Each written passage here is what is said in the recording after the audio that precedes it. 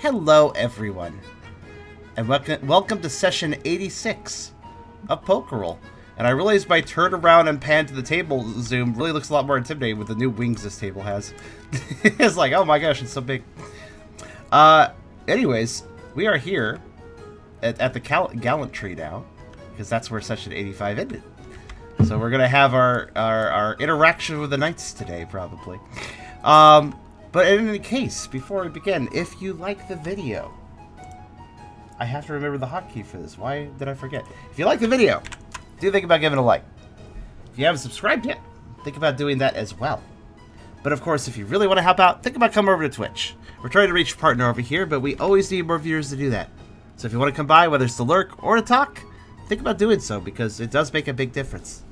Also, we have a pretty cool Discord community if you want to check that out. And of course, you can access the Pokerole Discord community, which is a sub-community off of that. And I have a coffee link if you want to help directly monetize my content. All links are in the description, so check them out at your leisure. And of course, as I would love to express as usual, we also have a wiki for our Pokerole. You can check over at pokerpioneers.fandom.com. Mostly helmed by Ennio, though also worked out by others. And it's worth noting that Ennio is apparently it's his birthday today, so everybody wish him a happy birthday. I hope you're having a good one. Happy birthday, Ennio. Tubby will do an exclamation noise of celebration. I didn't even understand those words.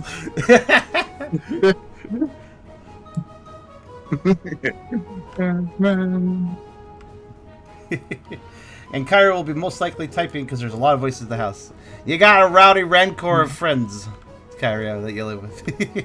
Happy birthday to you. Happy birthday to you. Yeah, my roommate is streaming upstairs right now. Oh. Sort of in the background. He also streamed. What'd he do? He's not streaming. Oh. His name is Artie. Artie, ah. Artie being. You might know him. Oh, wait, Artie, you said? Yeah, Artie. Oh, yeah. I think we talked a long time. Yeah, we actually hung out a long time ago. Yeah. It's been so long. Now I think about it. Say hi for me. I had no idea. But yeah. Well, so it's the Artie I'm thinking of. I'm pretty sure it is. If it's the famous Artie, then it is probably the Artie I'm thinking of. I don't know how famous he is. But a lot of people seem to know him, so I guess that counts as famous. Well, maybe I'll ask you about it later more. But yeah, I hope everybody is doing well today. I think we are pretty set for a good game, I think. I should hope. I got the table running better thanks to Bessie was setting, so I'm happy. Yeah, it feels like everything is running smooth. Yeah. Just screw MSXA. Just do not use it. I've learned that now. That's the biggest load on TTS, apparently. Yes. It can go in the bin where it belongs. Now I wonder if that feature didn't exist originally, and that's why it ran better before, because it just wasn't there. Oh, maybe. They had a different version of it. But yeah. Also, this image I took a picture of actually isn't half bad. Do you want me to... Oh yeah, let me promote you. But should we blow that up? Like, are we going to use it as a thing, or is it going to be more centrist? I mean, we can blow it up if you want. I realized I was actually going to ask. I was actually going to ask about the mansion if. Oh yeah, we can replace the mansion with it if you prefer. Well, I was going to ask: is it time to delete the mansion? Oh yeah, we do not need the mansion on there anymore. You won't be going back, and if you do go back, we can always bring up the image again. Yeah, I've got the image, so like in files, so it's not like y'all can go back and loot it or something. Do we want to go back and loot it? Go back, make it into our house when we retire. I mean, to be fair, it is still there. A retirement home. Yeah, it's a retirement home. We wrote to Angora about it, so he'll probably have to send someone over. Maybe it gives us the land. It's another thing to I do. believe last session the seamstress said something about sending her little spiders in there. Yeah, she was probably gonna see what was worthwhile in there. Yeah. She just wants the drapes. Probably get, like, 3 pickings. There's a lovely dress there that she could have. So should we address this? Should we address? Let's do a recap, and then let's address this image of yours. Yes. And oh, right. I had the story arcs page up because I wanted to make sure I got certain details right. Fair. Enio's work is helpful. It is very helpful. So, last session we began with Team Cheer exiting the manor and conversing with the spirits of the staff of the mansion, who effectively thanked Team Cheer for what they did, and they vanished. And Team Cheer headed back to the seamstress's abode. Unfortunately, it seems like the effects of the muted glade were not directly tied to the Miss Magius, so her passing did not exactly make the glade any safer or less noise cancelling. Less muted. Yes. Team Cheer is welcomed inside by Spinnerack, and they find that the seamstress is asleep because she spent all night, and you guys were in the mansion all night, but she spent all night making Riley's coat, which he has a fancy image for, and he looks really good. But everyone decides to take a nap because y'all are tired, until the seamstress wakes up. Thankfully, the Spinnerack brings out blankets and stuff for everyone.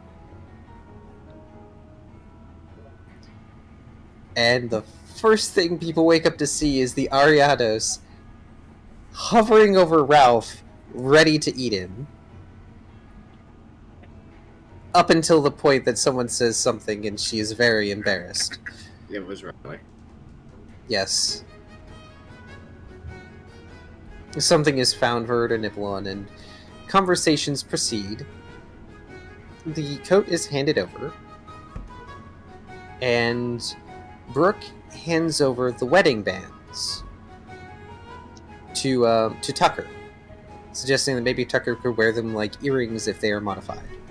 And I believe they are in Tucker's inventory. I think so. Did we actually add that properly? As maybe a... Should have. The seamstress reminded Riley that she did offer to tutor him, and of her request to deliver the Bancho coat to Pangoro, as well as, the receipt with the late fee. Something protection racket. Something I didn't realize I sent you all to Riften.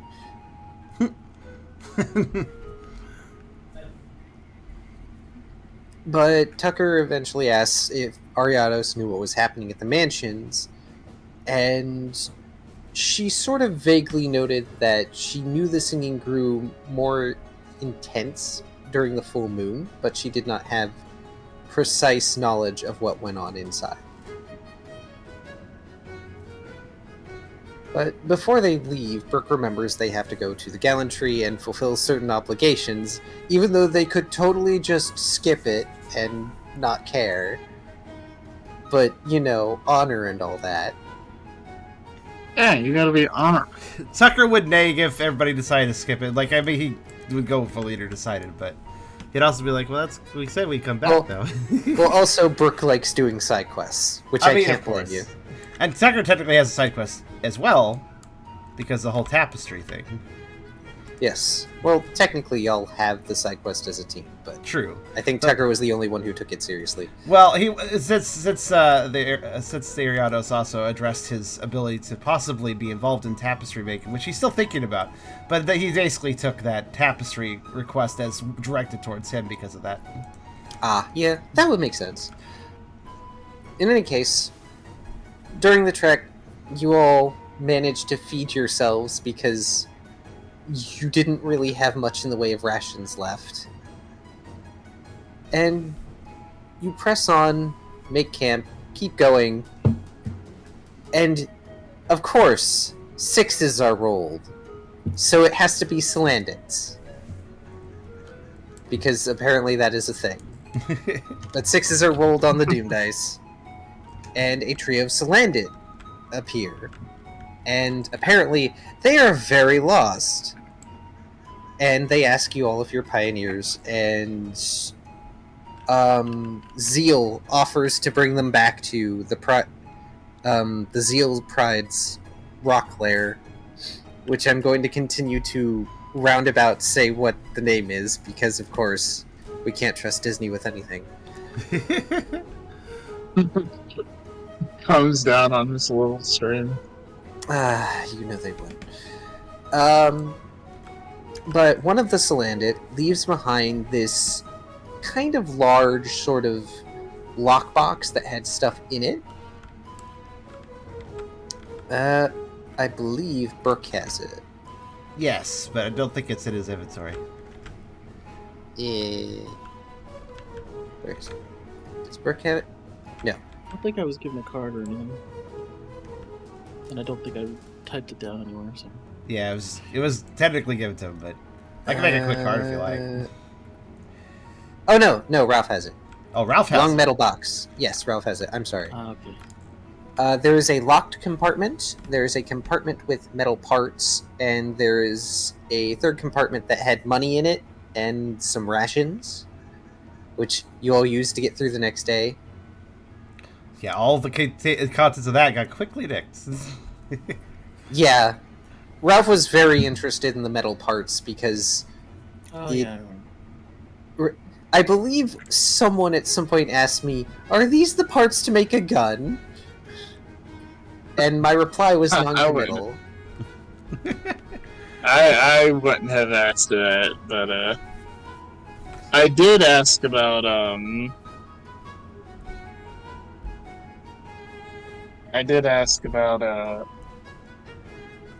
upgrading my Zephyr with the magnet. Yeah, you did take the magnet from Tucker, I believe. Oh, that's right. I Yeah. believe I did.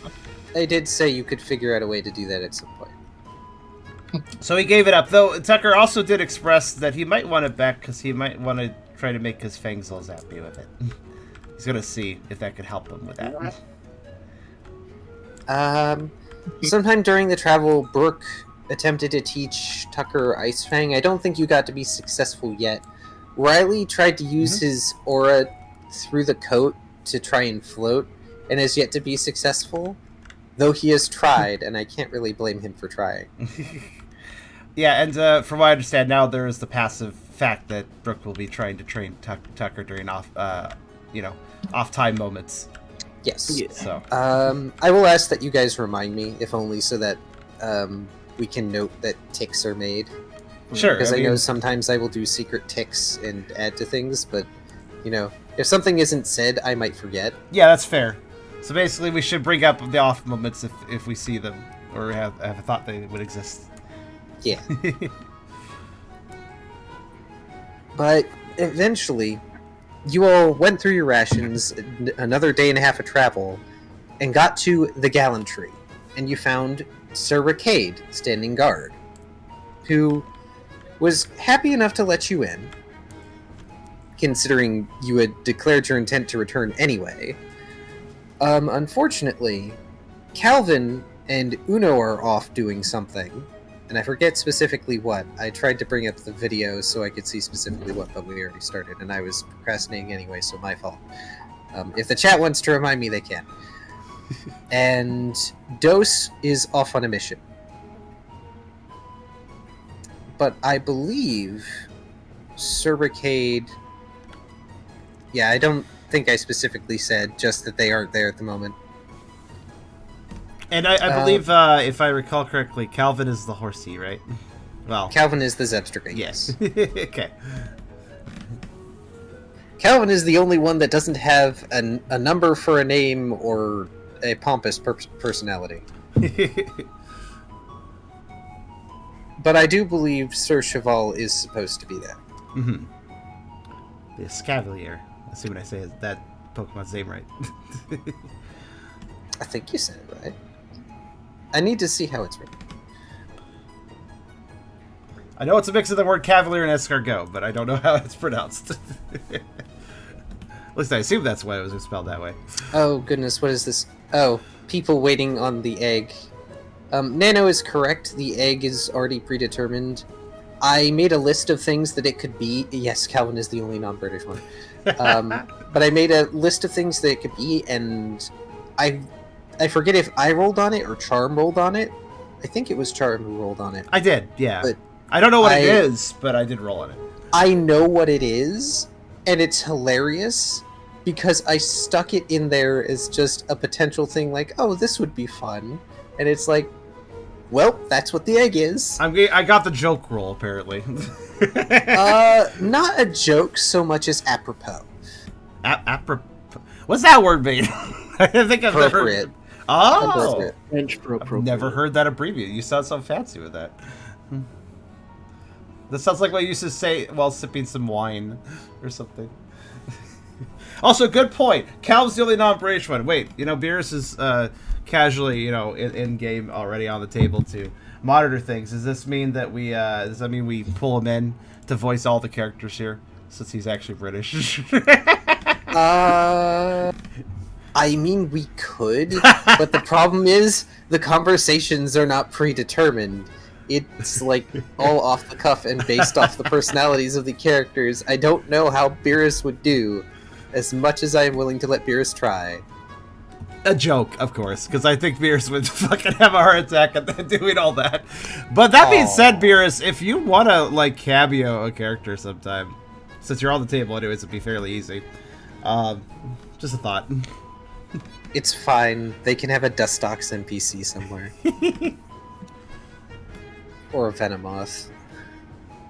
It's okay, Beerus. There's a reason why I forced Karserus to read all my lines. Well, it has nothing to do with that. Your voices are wonderful, by the way. Yeah. I was going to say, Kyrio, your voice does not suck, so that's not the same reason. Also, Kyrus' voice does not suck either, so everybody is wrong. But now that we are caught up, because I believe I left off with my not so great description of the way the Gallantry looks like, with you all being in the middle of the courtyard, which is labeled A on this doodle I have made. A new doodle. So let's see here. A. So A there. Yes.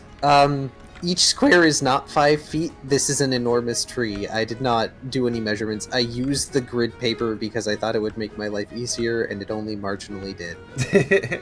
So let's see what we got. So the courtyard. So basically, you just walk into the tree. It's just a big old opening, basically. Yes. Okay. So the courtyard is it like, is there sky above? Like, is it also is there a hole straight upwards, like a cylinder of, yeah, it's space? like the tree is basically cut off in the middle. Okay. This would have been a truly monumental tree.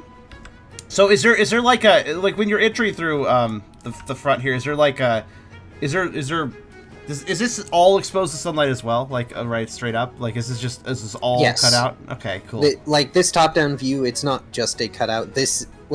Okay, the rooms are not exposed to the sky. That makes sense. I figured. So there's interior areas, but this whole opening area is basically an open and closed courtyard. Yeah, there's 4 interior areas that are sketched out. There's more than that. Not terribly many more, but there are more than that. Mm-hmm. But I sketched those out specifically because it felt like it would be nice to show some of the rooms. But I would need an interactive map or multiple layers of map to show you everything. This is fair. No, I think I get it. Though I won't ask any further questions until we actually are exploring other areas. So I'll hold my questions further.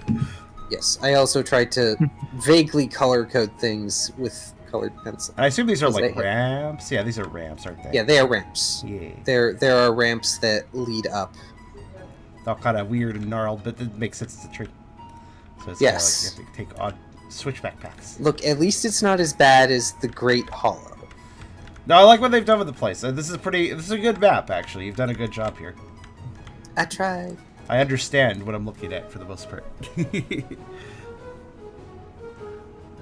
But yes, Cervicade leads you through the courtyard and towards a large set of doors towards the back of the ground floor of the Gallantry.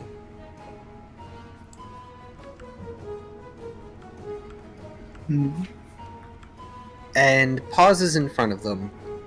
And there's banners or tapestries of some kind on either side that seem to have some sun-faded imagery on them that looks to be a sword with wings. Huh. Tucker takes note of those.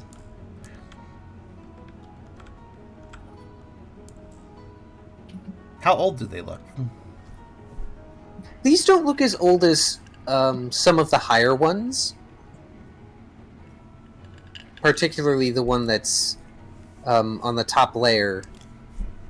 The big one that you all noted when you came in. These are not anywhere near as tattered or weathered. These are just sort of sun-faded in design. So it would appear that they have a number of tapestries around the courtyard. Yes. When you look around again, most of the banners and tapestries have similar iconography. It's just some of the older ones have something different, and it seems like they've maybe just left those up from whoever the previous occupants are. How intricate are they? Like, do they look kind of crude, or do they look like they were actually made with some real talent? They're fairly simple, at least the newer ones. The older ones are more intricate, but because they are far more weathered, some of their design is just sort of lost. This is fair. They're also further away. The older ones are mostly higher up.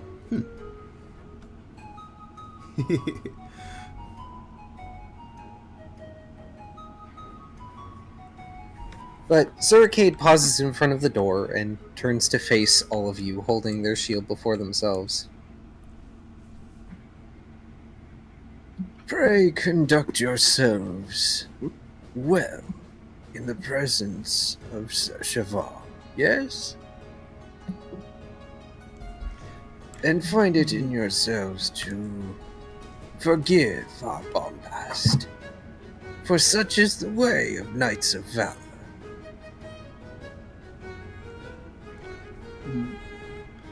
And with that, they reach back and open the doors.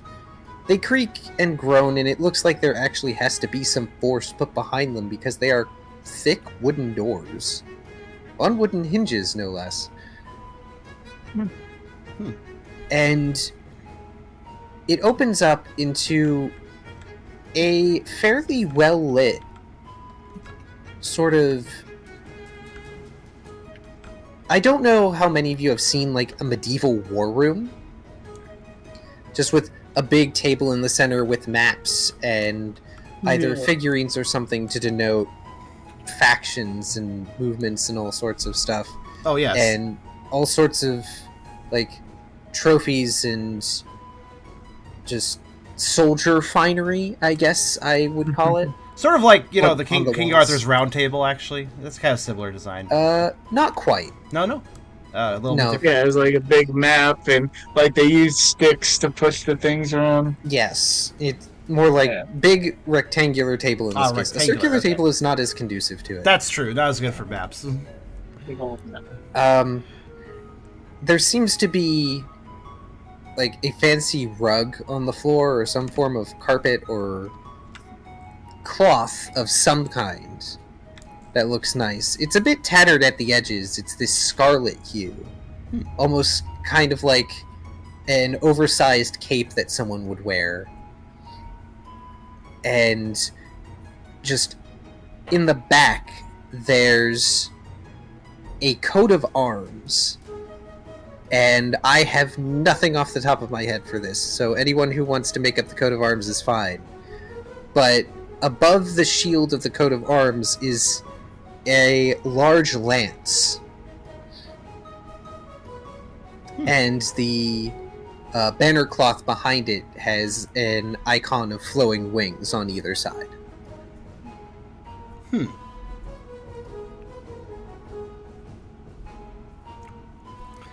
And Now, how often would you say you guys use that lance? Would you say it's a little or a lot?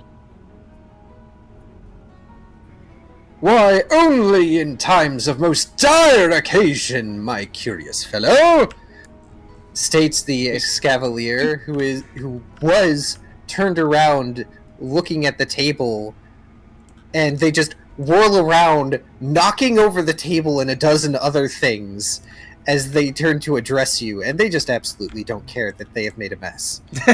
So I guess you don't use the lance a lot. I knew that was leading somewhere.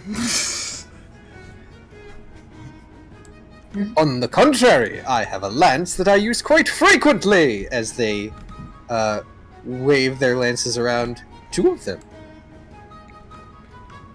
And who, pray tell, are these fine guests, Sir Arcade? These are the challengers. Or should I call them ruffians? I forget what Dose called them. Some sort of unbecoming name. Ah, vagabonds. That's right. Passing strange. They don't look very vagabondy to me. And you can see the Escavalier sort of makes like this motion like they would be scratching their chin or something, but they just end up whacking their face with one of their lances. Clang.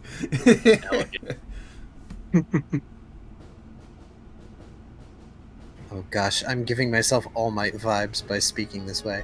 I was gonna say, it's quite a voice.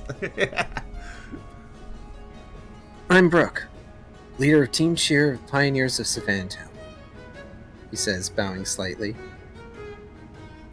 And I am Sir Cheval, leader of Team Gallant of the Misted Knights, Knight of Valor, under Sir Fetched himself, Knight Lord of Valor, as they sweep their one lance out and do as deep a bow as they can. Also, Escavalier, float, so it probably can bow pretty deeply. Do we have an Escavalier model? I think we do. Here. It's already on the table. I set it up. Oh, right, it was off to the side. I'm dumb, they're all off to the side. You know what? You just made me realize there is absolutely no reason why Escavalier floats. He just does. I mean, that's canon. I don't really know why he does. Maybe the metal's so magnetic that it pushes against the. That would be called Magnet Rise, and that's already a thing that exists in Pokemon, and that's not what he's doing. I was gonna say, do the Escavalier even learn Magnetize? I realized though, I don't question the floating swords, but then again, I just consider that to be, spectral. Also, Ghost. They're also ghost types, so I don't know. Escavalier's a bug type, so whatever. Bugs are weird. Also, Tucker will, since it seems polite to, Tucker will also bow, and since it seems like a proper chivalrous introduction to do, and say, I'm Tucker, one of the members of Team Cheer.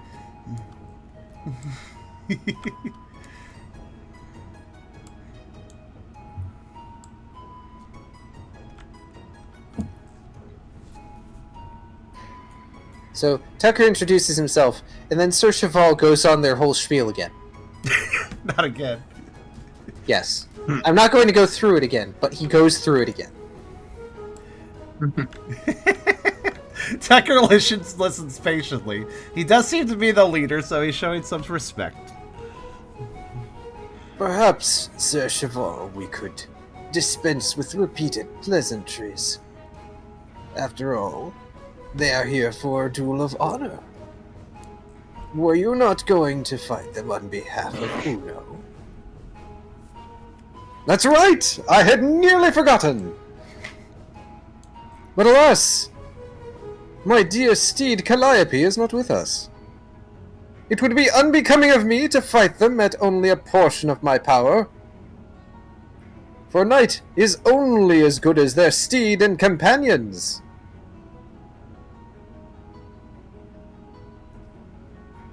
Well spoken, sir. Sir, just anyone who looks over at Sir Arcade, he's tolerating this, and he's all for it, But there's a point where it starts going beyond his patience, because he's old. I figured he was old enough to not just have endless patience because he just doesn't care or is just used to it at this point.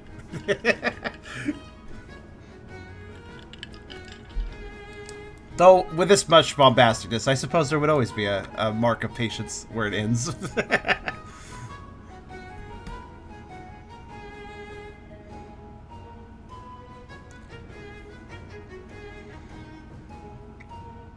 Also, I shall note an intriguing little point. I don't know if any of the team wants to address it, but a conversation prompt, I suppose. I don't think Tucker would address it, though he noticed it. He mentioned, what was it he said? What was his relation that he said to Sir Farfetch'd? That he trained under? Or rather, Sir He Fetch'd. is Knight of Valor under Sir Fetch'd, Knight Lord of Valor. Knight Lord of Valor. That was curious.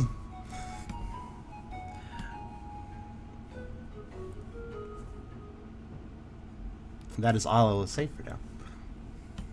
I figured I would give a pause in case Brooke or anyone had thoughts. Yes, that's same here. I'm also giving that. I might. That was also me giving time for a prompt if anybody wanted one.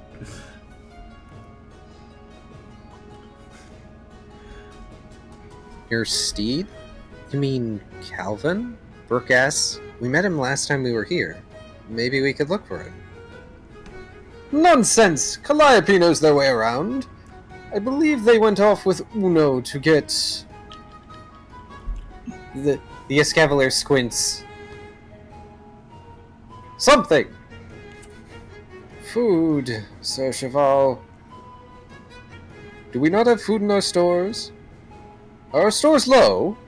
And he just floats past you all as if having forgotten you were here and begins... He even kicks up a small cloud of dust as he zips over to one of the side rooms in the Gallantry.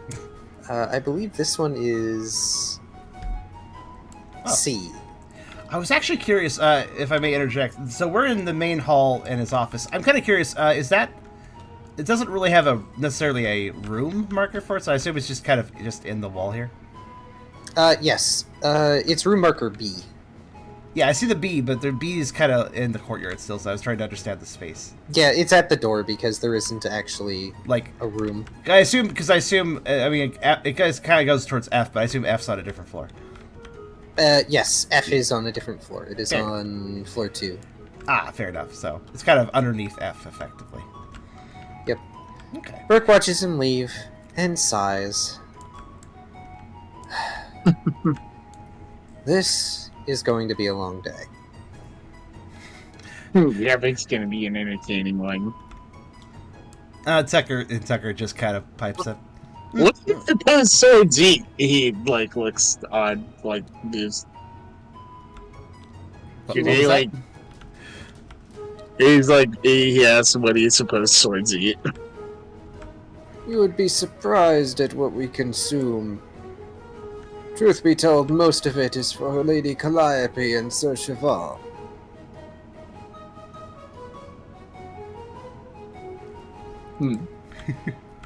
Apologies for his forgetfulness.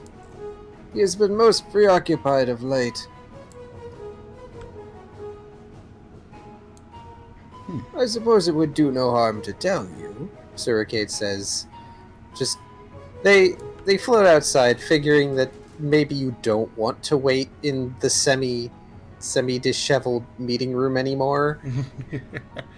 Tucker actually wants to take a glance inside before he leaves. Was there actually a map on this map room table? There was. Right. It has been tossed on the floor. He's got. He was. Unless it's too disheveled to look at, he was kind of curious what was being mapped out on it. Well, first off, Sir Arcade is going to wait if nobody goes with them. And they're going to pause their train of thought. Because they can actually hold on to a thought, unlike me. Powerful trait to have. But if you pull out the map to look at it, or just get it to a point where you can look at it, it's the Plains continent, specifically, it looks like it's probably not one that was made by the knights themselves. It was probably one that they purchased at some point. And there's a bunch of marks on it, and would look to be little holes where he probably like stuck pegs or something, or stabbed it when he was pointing at it at one point.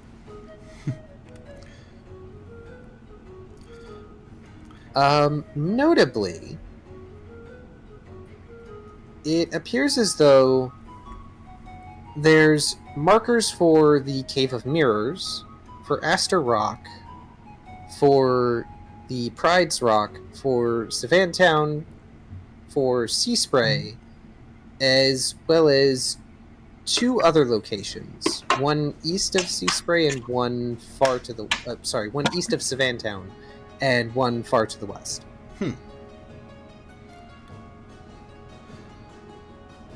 There are also a bunch of multicolored pegs that have been scattered around on the floor. Yes, they're in a mess now. Nice. Well, Tucker will not take they, heavy like, note of in this. Oh, go ahead. Are they like in the shape of the like of Pokemon? The pegs? No, they're just basic like wooden pegs. Pegs in basic shapes.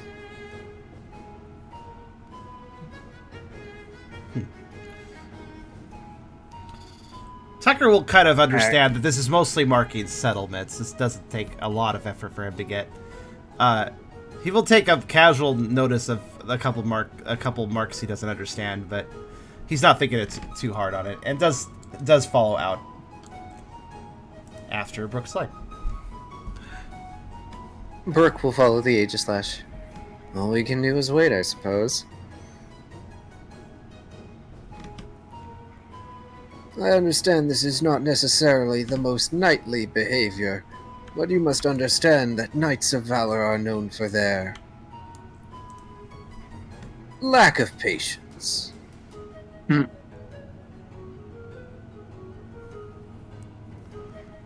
Sir Arcade, I am most confused! Sir Cheval calls from across the courtyard and can be heard clear as day. Our stores seem to be imminently fine! Whenceforth have Uno and Calliope gone? I was told it was a supply run. If it is otherwise, then I am unaware.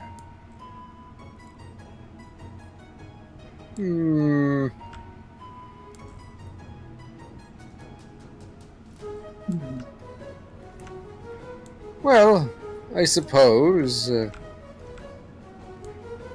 until such a time as my trusty steed and youngermost squire bring themselves back to the Gallantry, how might we entertain you, O guests and challengers of Team Gallant?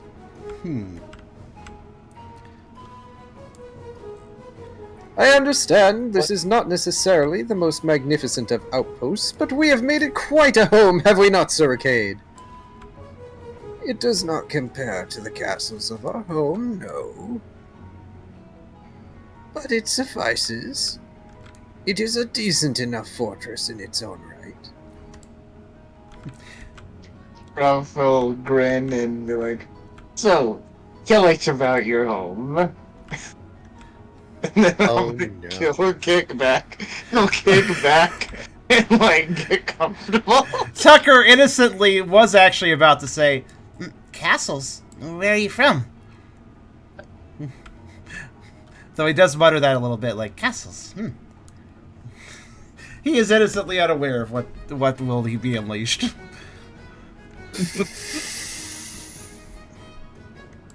Castles are Boy, I apologize if anyone is getting tired of this. Not at all.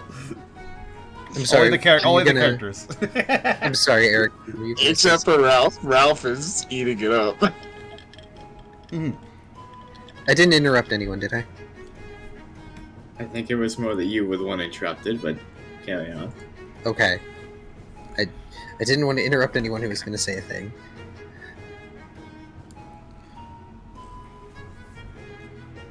Okay. Castles. so I can focus on a topic.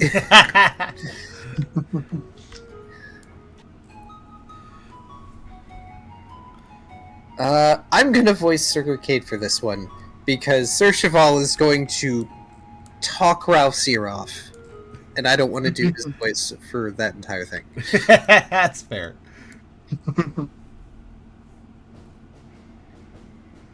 Indeed. We hail from the Mist Continent, such as is our name, the Misted Knights, of which we are but a few, and only of one faction.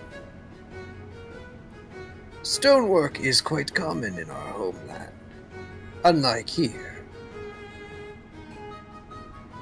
So yes, there are castles and fortresses on the Mist Continent, and indeed entire roads formed of stone. Though perhaps those of you who are more familiar with places here will find that hard to believe. Though as pioneers, I must assume you have seen sea spray, yes? Perhaps not quite the same aesthetic.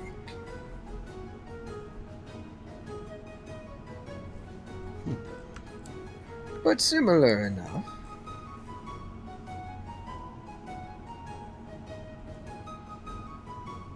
Tucker does politely nodding.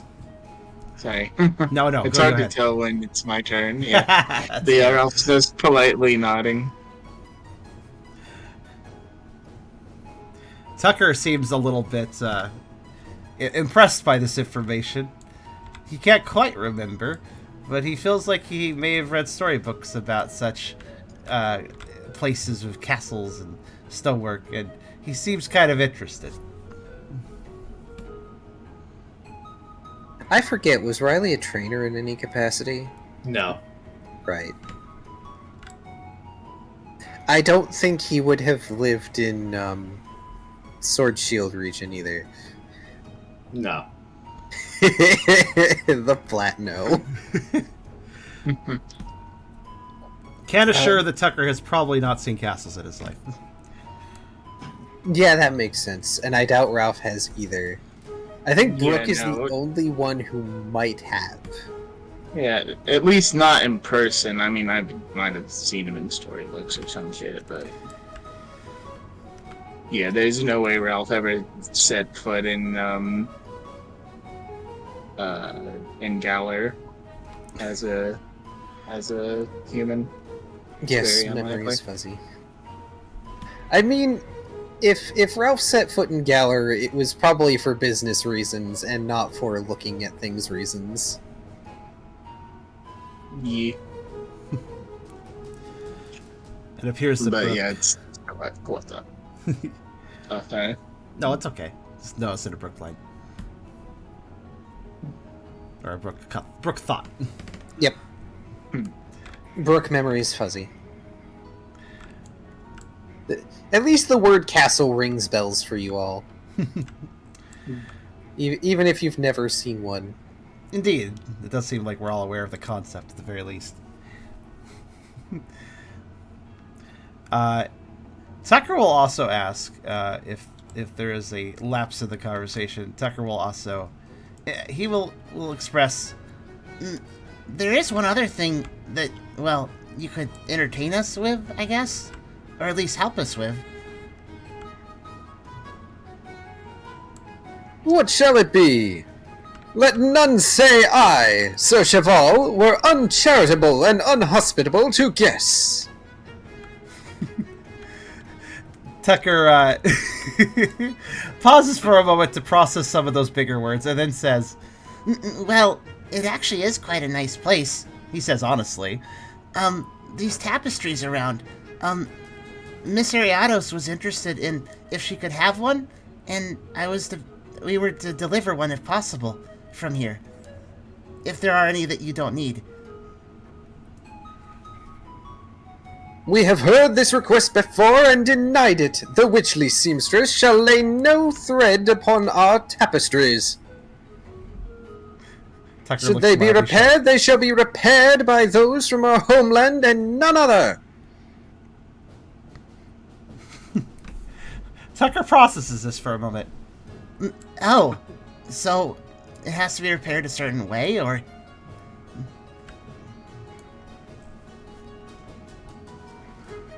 I do not believe there is merit in fighting this decision. Tradition is among one of the many virtues the knights uphold. You may consider it under that purview. My lord.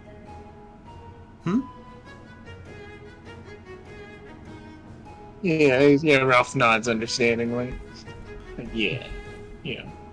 Tucker thinks. Not the honor. Tucker thinks for a second. Did Ariadis actually express that she wanted them to repair them? Yes. Okay. The reason she mentioned it is because she wanted to repair it, but either she was unable to go out there to do it or get them to bring it to her. Mm-hmm. She most certainly did not make clear that they denied her before, though. This is news. She must have, she must have thought we had enough clout to just, get them.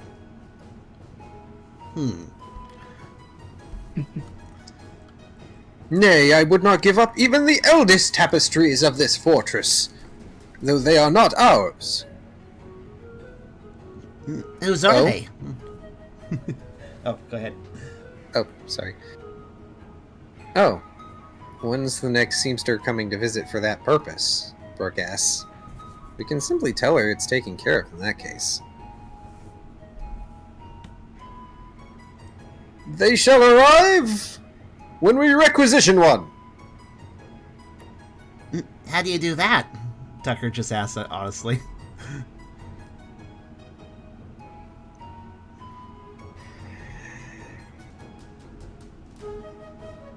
You are being met with actual silence for a good minute. Tucker waits. Expectantly waiting for an answer. Who had another question, by the way? I think oh, right. Tucker was about to ask whose they are. The older ones. Yes. Tucker was curious about that, too. Of course, Burke says. And they called Pangoro a bulwark. Ah, you speak of one of my fellow knights, though knight they are no more. Yet they are in no less prestigious of a position. Alas, I had not the pleasure of being able to fight at their side when they were knight once upon a time. Though I have heard tell that their exploits are quite... Oh gosh, I lost a word. Sorry. Quite impressive!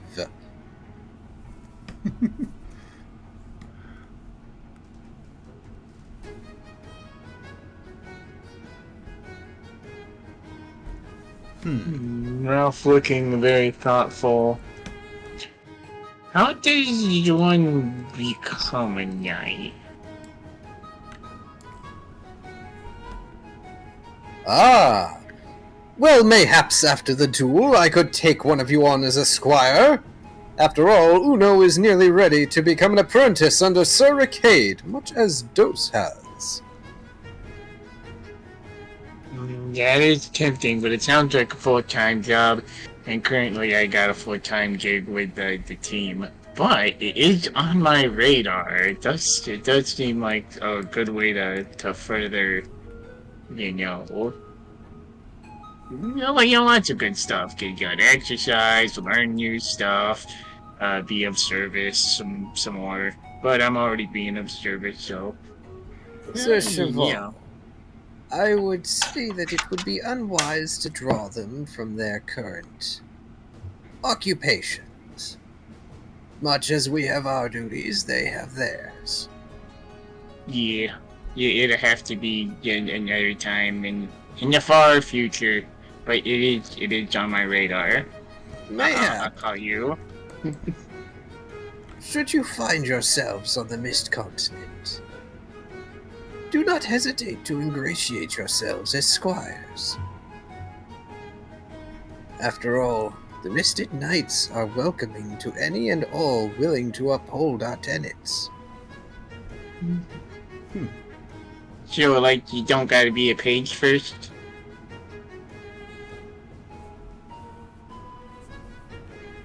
You may need to be, depending upon how you apply yourselves.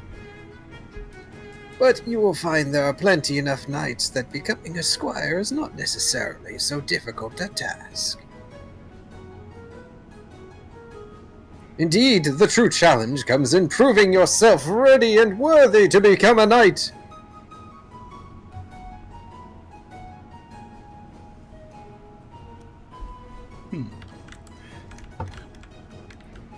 That's fun and interesting. Like, out of character, it's pretty interesting. I mean, obviously we can't, do it now, because we gotta pie in, and we gotta meet her. No, you're fine, I actually don't remember what the question was. I will note, though, that Tucker actually has probably gone a bit quiet since there was such a unexpected argument about the tapestry subject. He kind of looks up at the tapestries, though, as this conversation continues on without him. He's not exactly an art critic, but even he can see that, like, whatever this tradition is, it's forcing these tapestries to just go into disrepair, especially the older ones that are very bleached out, but even the other ones are somewhat tattered, I assume, especially the ones in the courtyard out in the elements. They're mildly sun-bleached. They're not nearly as tattered as the older ones that have, again, probably stood since before Team Gallant made this place home. Mm-hmm. But simply put, they are being left to effectively deteriorate because of lack of the correct sort of traditional seamsters. Yep. Good old pride. Tucker probably doesn't posit the question any further, though he will kind of just note them. He might be getting a bit of a, if anybody has paid attention to him, a slight bit of mischief in his eyes. He might be considering nicking one. But you're not a nicket. Well, almost got the fluffiest tail, but not quite.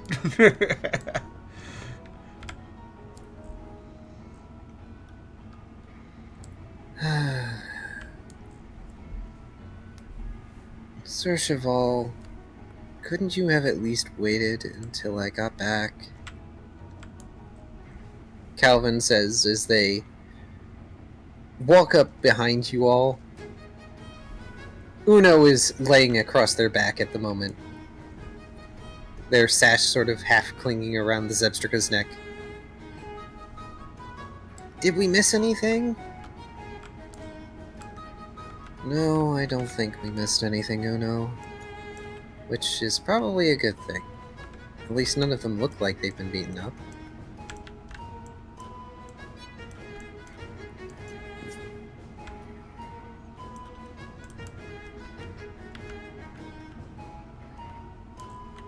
You wound me, Lady Calliope. Such a crass term for what happens during a duel. It is a clash of wills and of power. And I would not have entertained committing to a duel without my trusty steed at my side.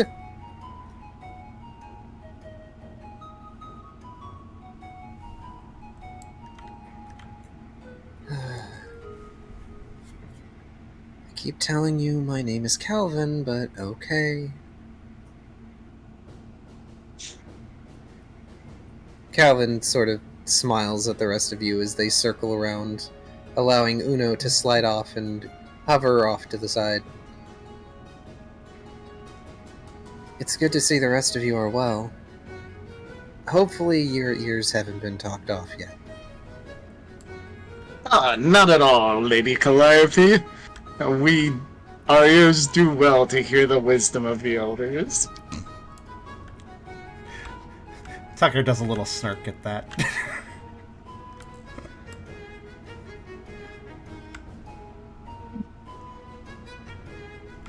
I need to put on push to talk, it's too funny.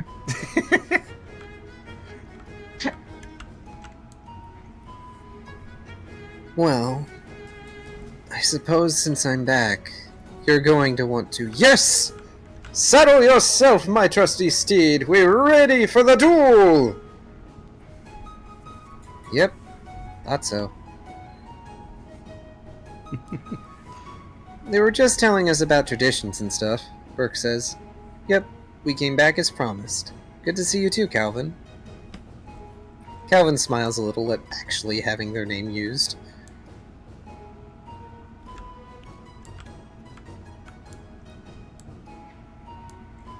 Would any of you like to come with me up to my room, then? I'm sure Sir Cheval has his own preparations to make that are... probably best for guests not to see. After all, you wouldn't want to spoil your surprises, would you, Sir Cheval? Bah! You wound me again! You think of me as a common rogue with mere deceit and deception and lies and chicanery? But I shall take your advice. Come, Sir Arcade! You shall help me prepare. I must put on my finery! It's not exactly finery when it's just parade armor, sir. As Sir Arcade heads back to the office with Sir Cheval. Hopefully they didn't knock over the finery, too, because then it would be not so finery. So you could refine it again, and then it would be a refinery. I wouldn't mind, if you need a hand or two, Burke says. Okay. Follow me to the second floor. Hopefully we won't hear Sir Cheval too much. Thankfully the wood of this tree is pretty thick. Alright, lead the way, Ms. Calliope. Tucker will do something on the walk, unless there's more happening on the walk.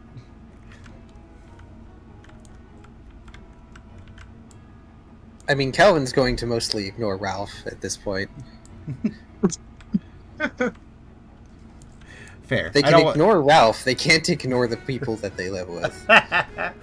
Well, I'm not going to nothing to interject currently if there's more conversation or that's... But if there's a lull, there's going to be something that Tucker does.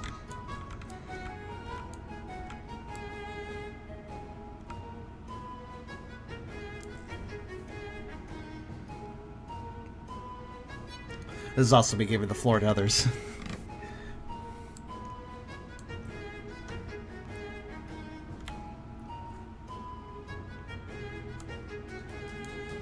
Oh, there is a proclaim. Right. Oh, there we go. So, how'd you end up with these guys? You don't seem to share their, disposition, Burke asks along the way. Well, let's just say I came from here and went there. I trained under the Night Lord of Steeds, and I was assigned to Sir Cheval. Honestly, I was a bit of an oddity. But I kind of spent so long there that I barely remember what this place is like.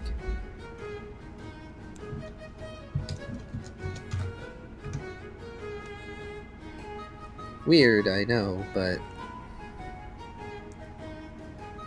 the Mist Continent is more a home to me than this place.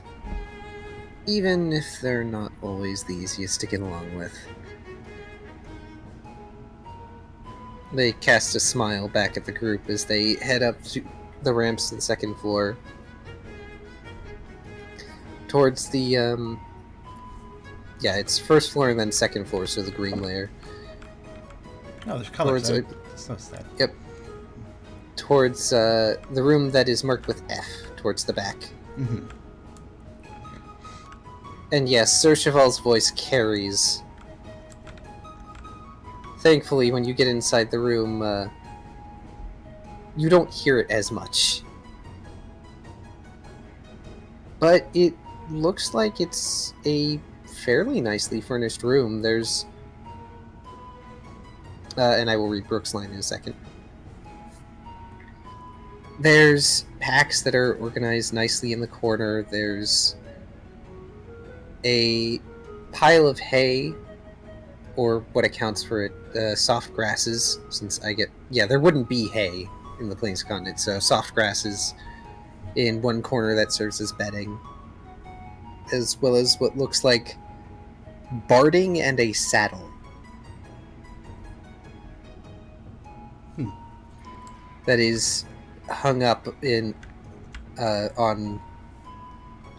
I hesitate to say mannequin, but it's just like a stand. As well as a few other things. It looks like there's a quadruped accessible set of drawers that has been brought up here that has a few personal effects. Nah, I get it, Brooke says. I'm kind of in a similar situation, I think. Don't remember much of where I was before I was here. Well, less memory loss and more I didn't spend a whole lot of time here.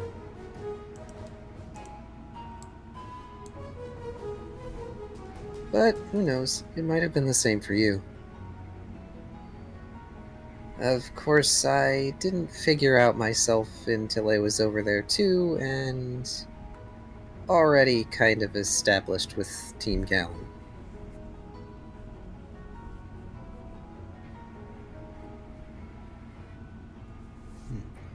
But it's fine. At least Uno and Dos know to use my name sometimes. They sidle up near the stand where their barding and saddle are.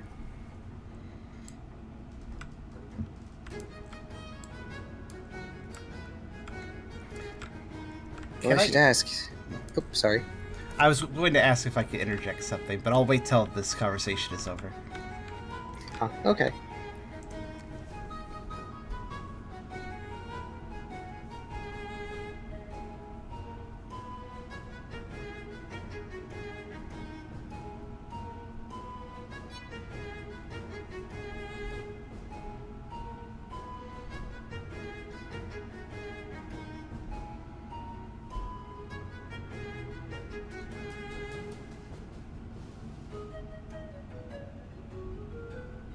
Why are there so many F's in the chat? I don't know, something to do with the postmistress? I guess. She didn't die, though. It's because you went up to an F, right? No? I don't know, honestly.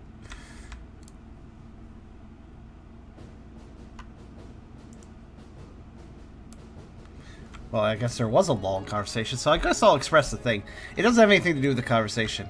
I wanted to ask, when they were going up the ramps, there's a lot of tapestries around the courtyard. So, Yes. Tucker kind of had his attention, like, he was paying attention to what what Calvin was saying, and the conversation they were having with Brooke, but at the same time, he was also observing, is there any tapestries around the ramps, or even underneath the ramps, if there's space underneath them? Not underneath, and there wouldn't be ones directly situated next to the ramps. Okay. But on the way to Calvin's room, you would be able to come by one that is hanging down from the second floor. Okay. I guess to ask the question more pointedly, though Tucker doesn't take any actions right now, he's simply looking to see if there's any tapestries that are more out of the way and less likely to be noticed if it was taken. Though he does not take, and importantly, he does not take any action. He simply looks to see if there are any tapestries of that sort that are just more in a forgettable location or not overlookable location.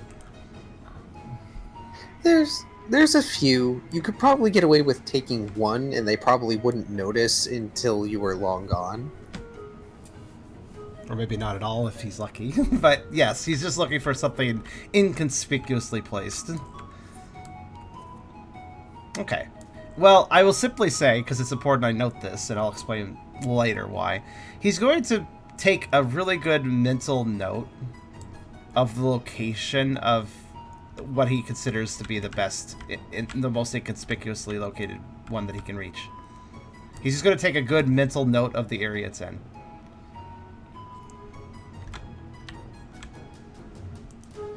Okay.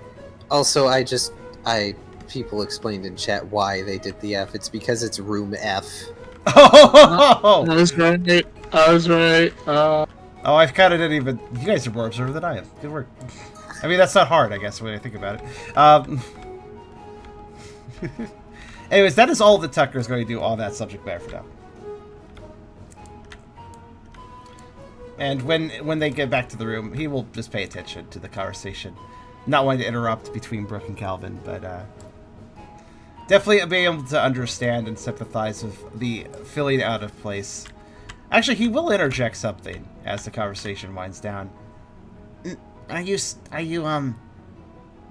to be with the knights forever, or do you eventually get to stop doing that? He asks, not entirely sure how this being part of this group works. Oh. I don't think I've ever had anyone actually ask that.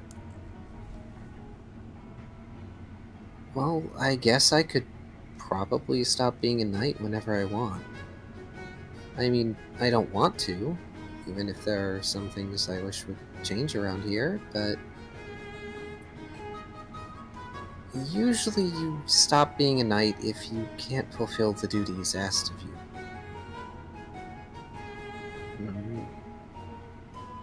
I guess a good example is you would stop being a knight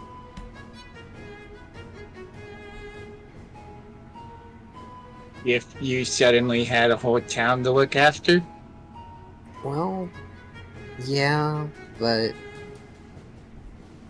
I don't remember everything, but there's a really specific reason why the founders of the Pioneering Club didn't stay knights.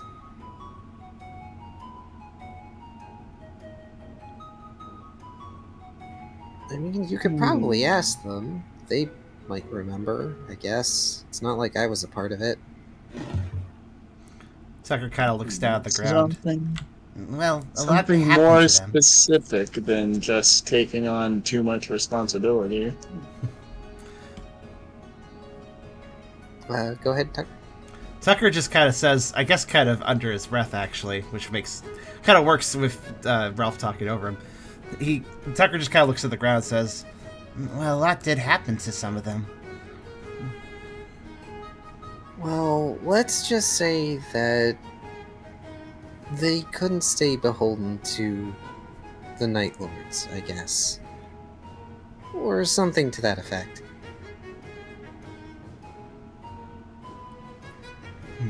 You would probably stop being a knight if, well, you couldn't do knight stuff or do as you were asked as a knight. Basically, if you had to join another organization or, life things. It's not like some places where you're not allowed to just choose to not be it anymore. It's just that most Pokemon, especially ones like Sir Cheval, tend to just take it as a lifelong duty.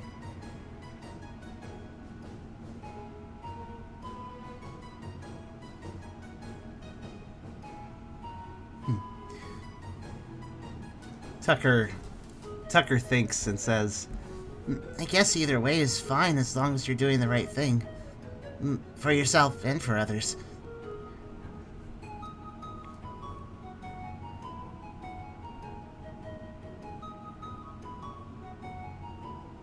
And Donkey Duck.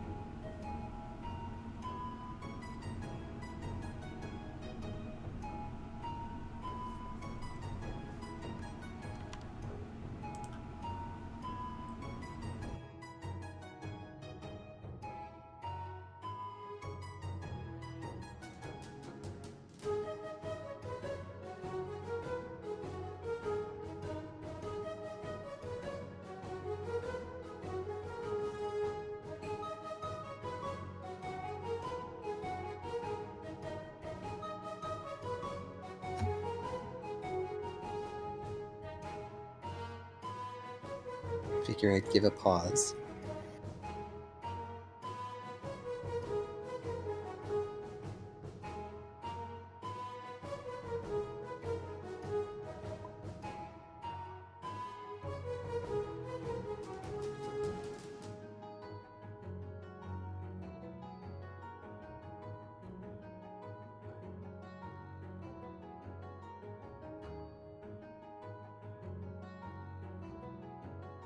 So, why'd you change your name? Was Calliope a little too girly? Brooke asks with a chuckle. He looks around and starts picking up things that look battly, though he's not really sure what he's doing. Calliope sort of starts to guide Brooke through things. Well, I just wasn't comfortable with that name. I first got it when I went to the Mistcontinent, and back then I was fine with it, but I evolved, and eventually I figured out things about myself.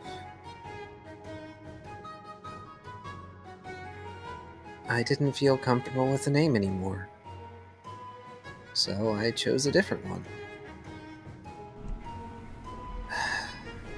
Unfortunately, Sir Cheval and Sir Arcade are... well, they don't know me as Calvin, I guess is the best way to put it. I know they're referring to me, but it's hard for them to realize I've changed.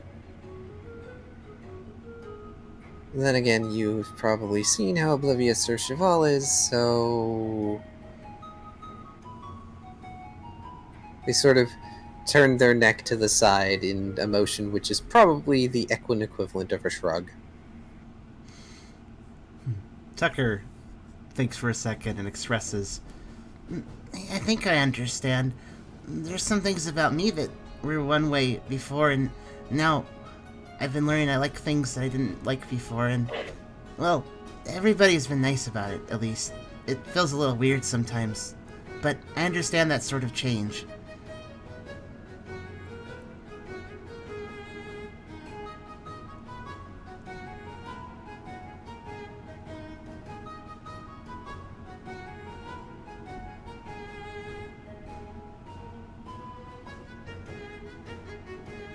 Oh, welcome back.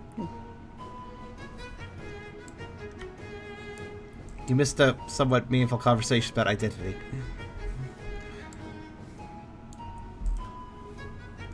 Sorry, it's okay. now, but oh no, it's okay. I'm just you're letting you fine. know. I'm just letting you know. But like what? Informative. Yeah.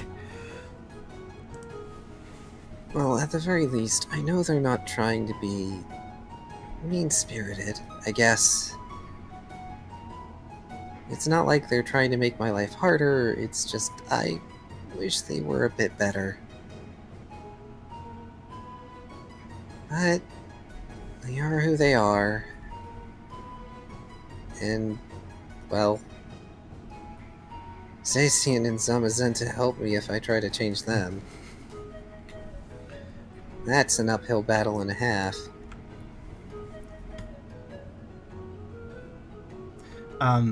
Tucker kind of gives a side glance to Brooke, hoping that it's okay that he expresses this, but does kind of hesitantly say, well, if your missions or your free time ever takes you out to Savantown, you could always come by and just hang out at our place if you want to just talk to people that can address you the right way. Those others, they don't seem mean or anything. They just seem a little, stuck in their ways, I guess. But if you ever need a break from that, we have a base now, so...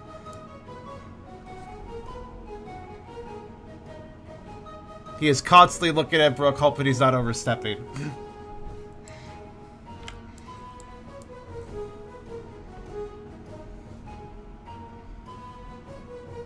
I am curious, what has Riley been thinking about this entire thing? About what, the conversation about identity, about this whole shebang inside of this tree. Oh, the whole shebang. It doesn't have to just be the conversation with I Kelly. think it's just looping through his head going, can we do this duel and go home over and over again?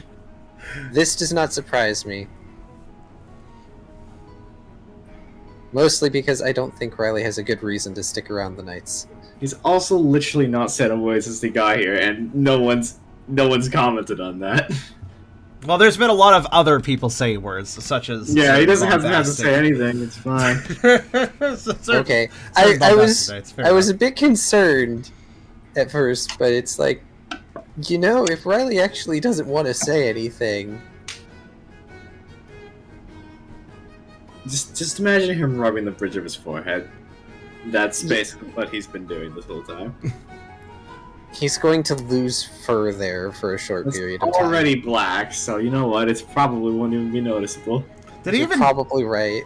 Did he even join the group into this place, or did he just hang out in the courtyard? I kind of feel like he's following. Okay. Yeah, I assume he's following. When he's on his own, bad things happen. This is like 100% of the time, bad things have happened. So fair enough. Oh, right, and this is also the place where you intend to get Sacred Sword. Yes. Oh. Yes. I'll have to talk to them eventually, but I gotta beat the shit out of them first. True. That's what you're most here for now. I mean, yes. I have another thing I want to do, but we have to do that later. Because they're not here right now. They were here for like 2 minutes and they left again. Oh, Uno? Yeah. Yeah, Uno sort of left off elsewhere. I'll get them later. Hang on, I need to look at a thing. Yeah, Riley would have noticed they also went to the second floor, but pretty much immediately, rather than conversing with you all and Sir Cheval. They just happened to be in a different room. Oh, okay. Brooke thinks for a moment. Yeah, that sounds pretty relatable, admittedly. Memory loss aside, I'm pretty sure I wasn't always the way I am now. And I don't just mean being a crocodile. So, I guess I just want to say I kinda know what you're going through. Me and my team will respect who you've decided to be, Brooke says, nodding at Tucker as he invites them over. That means you too, Ralph, Brooke says. Well, I can at least tell that your friend is mostly doing it to try and get on my nerves. So I apologize if I don't tone down the voltage. Speaking of, could one of you please help me get the saddle on? That's pretty much the one thing I can't do. But, that said, I'm mostly going to be here, but if I ever come by Savan Town without Sir Cheval, I'll try to drop by.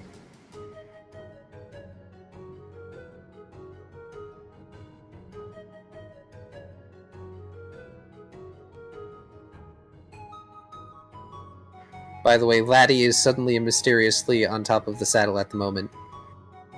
How did... Jesus Christ, I take my eye off them for any amount of time, they're just gone.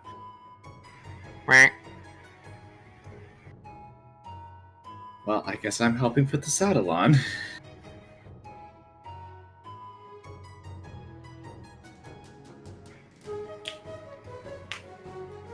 I have no idea how to put a saddle on anything. I'm just gonna throw it on their back. This is true. Also, with Riley's height, getting the saddle on would probably be difficult. Literally throw it on their back. Oh, take Laddie off and then just throw it up there. Call it a day. That's fair. Also, Tubby, take your time. Okay? Because family stuff is going on, so... no worries. But you take Laddie off. Laddie's little legs wiggle. And just like... whack. And you toss the saddle onto Calvin's back. And the Zebstrika twists their head this way and that, trying to get a good view. I think that's on right. Could one of you with hands please strap it on the underside? Again, sort of, they lift one foreleg and just sort of gesture in the air with their hoof. Because they just can't do some things.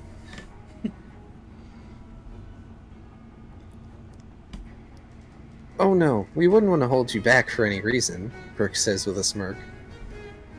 Just try not to knock me out too hard. He goes to help strap on the saddle, which is muchly appreciated. Calvin actually looks fairly regal and intimidating in their full battle set, because their barding is metal.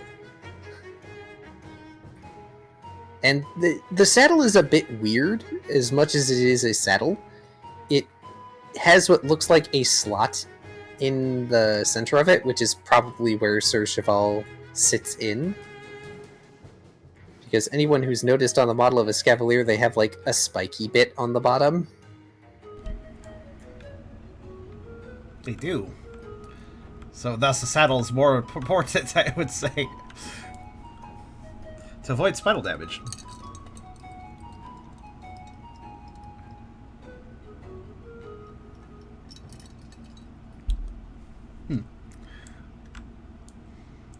Rook is floating again. Brooke whistles. I wonder if I can do a whistle. Definitely don't want to get on your bad side. You got a sharp silhouette. Again, when have I ever? I mean... Constantly. There's a fine line, and you've crossed it more than once. I mean... Look... Brooke likes to flirt with danger. Any electric type is not safe. Clearly.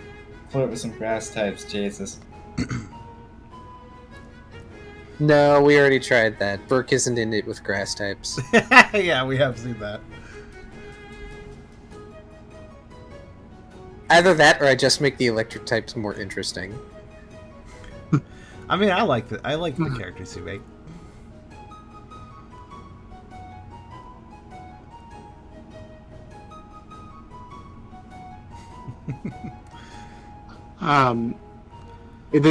We kind of like got way past this out of because of a thing, but I did want Ralph to apologize to not Calliope. I don't even remember her real name. Calvin. Calvin. Cal. It's okay. Yeah, he would like after the kind of identity conversation, he would like nod and be like, "Yeah, I'm sorry, Calvin, for messing around like that." Well, I appreciate it, Ralph. And hey, it's not like you've met me a dozen times, so... If I forget your names or you forget mine, we can always remind each other. Not that bad. He's like, yeah, but I was kind of doing the Calliope thing on purpose because it amused me, but it bothered me. Well, at least you apologized.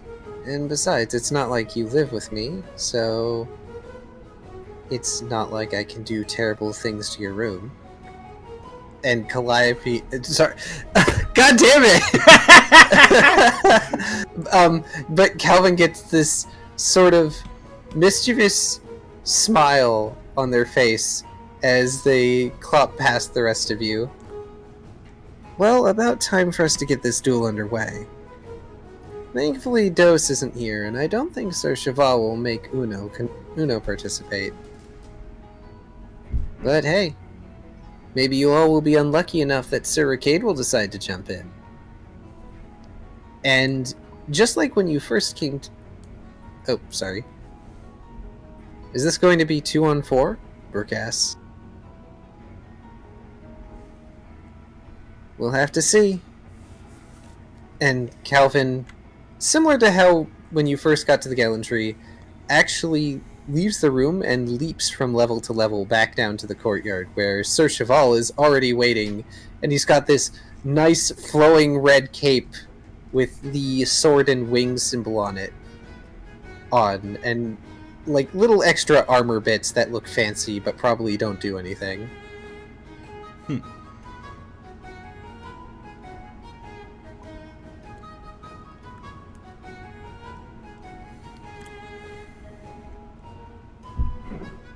Man, this is going to sting. Brooke says with a smile. Let's go, team.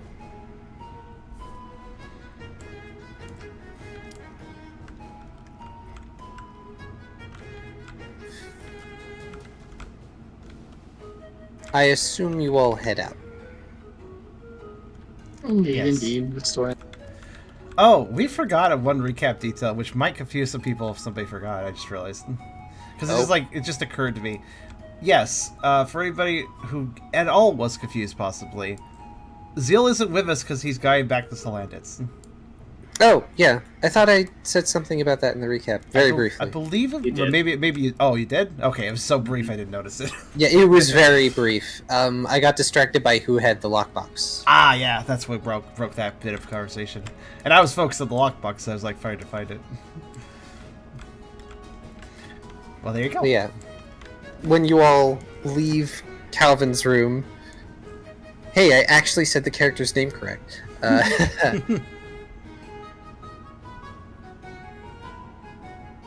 Sir Cheval jabs one of their lances and up towards you.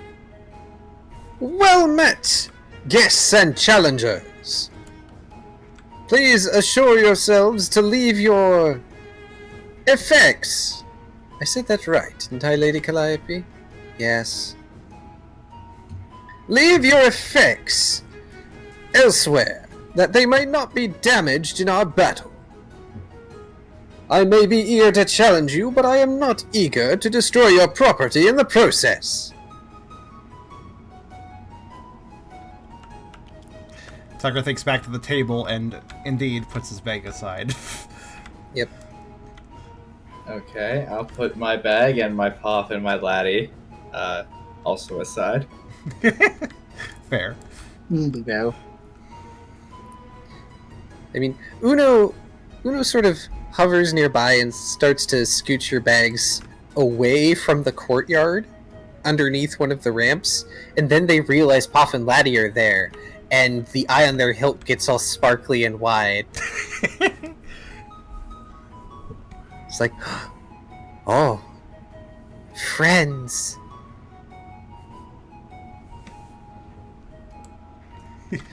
But you all head to the courtyard. And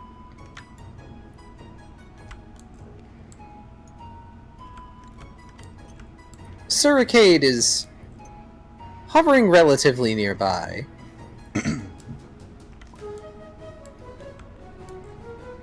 Or puts their bag aside as well. I thought as much. Oh, sorry.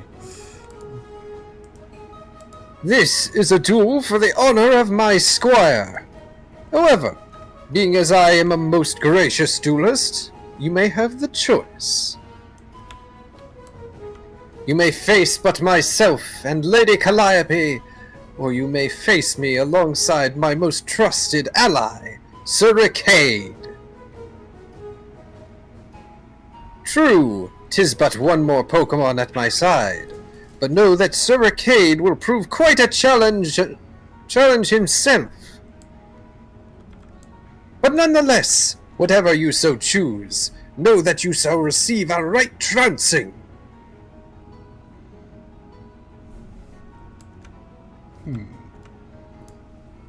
A choice. Tucker will. I have a predictably- feeling I know what. You know what Brooke's gonna do?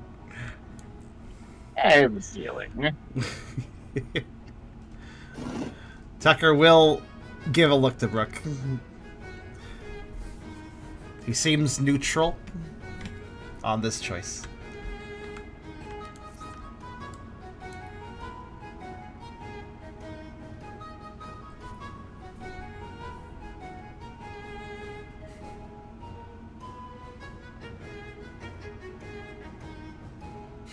All right, trouncing. Finally, proper British. Sorry for my lack of British colloquialisms.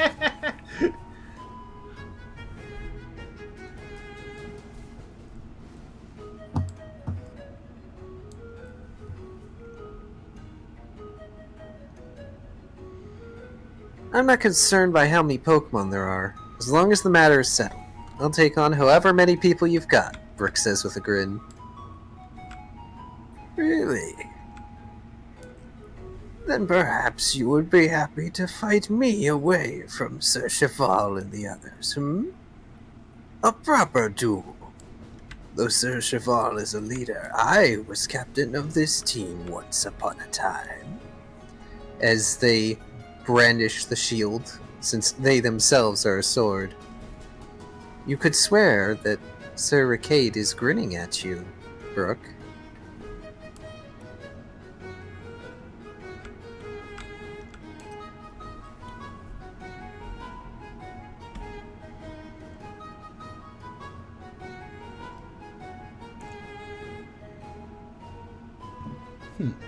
This actually would be... this actually seems pretty fair of an option.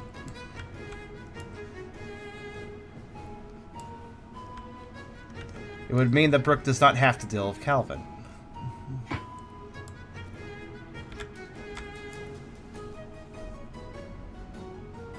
True, but it's not a demand. I feel like we could take all three.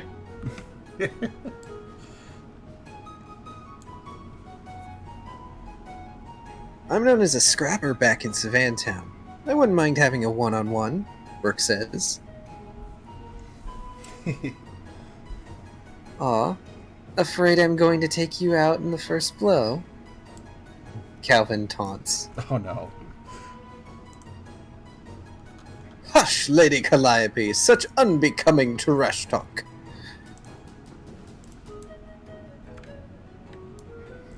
And Calvin just rolls their eyes. If Steve wants to fight, I'll fight you, Steve. If you would fight Lady Calliope, you fight Lady Calliope and myself! Sir Cheval is grinning, and if they had obvious ears, would be grinning ear to ear. As they mount up on Calvin.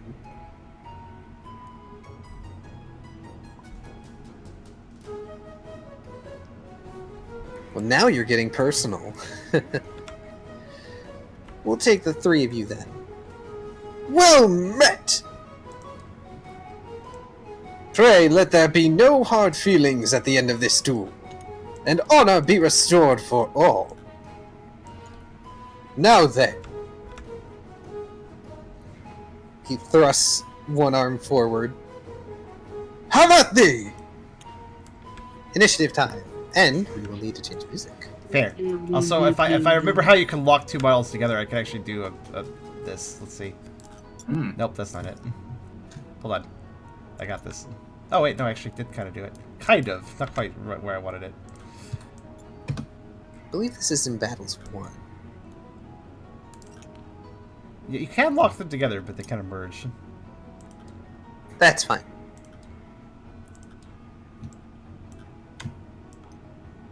I want to say you If someone else held it, while you locked it, it would probably. There's a way to basically kind of stick two models together, but I don't remember the trick to it. Well, actually, I do. Is that? Ah, okay. But it's weird. it's a very weird thing to combine. I think. Yeah. How about 21, isn't it?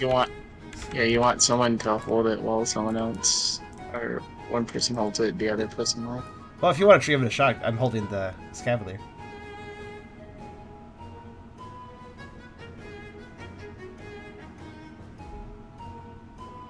Alright, see if I can get. Yeah. Let me know when you think you got it. Actually, I'm not. Wait, here we go. Mine. So 21, 29, and 30 are all good. Oh, wasn't the more recent song I shared with you the one that you wanted to go for, or were you wanting a different one? Oh, is that in Battles 2? It should be, because it was more recent. So I was added to Battles 2. Yeah, lift. Okay, lift in.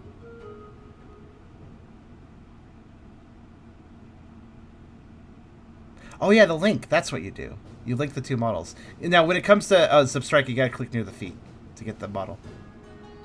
It's got a weird hitbox.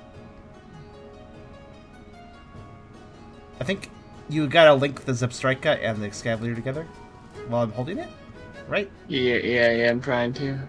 There we go. Yes, Battle 2-13. Did I get it? I don't know. Should I let go? Yeah, try to let go. Nope. I didn't. Though then again, actually, you know what? Car, you try for a second because you're promoted. It's very simple. Just link the Zepstrika and the Excavator together while I hold. Okay. Get a little chain to the side. Just attach? Yeah, just attach the two models together. Make sure you're, of course, hovering over with the highlight. It can be a little tricky sometimes, but...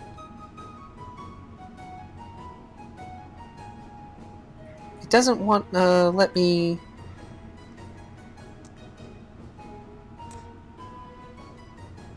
I don't feel like it's that important. It's fine. I was just curious. Yeah, it's... Is it not letting you highlight one of them? Yeah, it wasn't letting me Oh, right, because his bottom... because it's you've got a grip on him, so I can't. Okay, that's why I was wondering if you couldn't link something that was gripped. Yeah, it's not important. Alright, never mind. Yeah, an attempt was made. I was curious. They do look cool, like, when they're together like this. Like, it does kind of actually work, so... Yeah. Just want to see if I can achieve it. We get the idea. Yeah. Yeah, an attempt was made. Alright, so what song? Yeah. Battle 2, number 13. Okay. Gosh, we've got so many songs for them, too. It's great. Yeah, there are other options as well for future stuff, or for other stuff, or whatever. Everything can be always repurposed, after all. Let's see. Is that the one? Is that the... Yes, that's the one. That's absolutely the one. Okay. Now to adjust volume.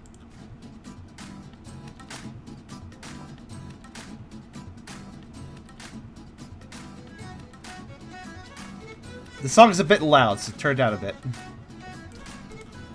I think I got it good. I might have to adjust it, but we'll see.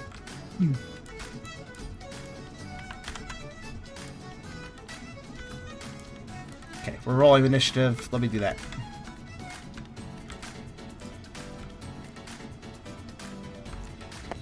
Oh wow, bad initiative for me. That is Probably go your color as well.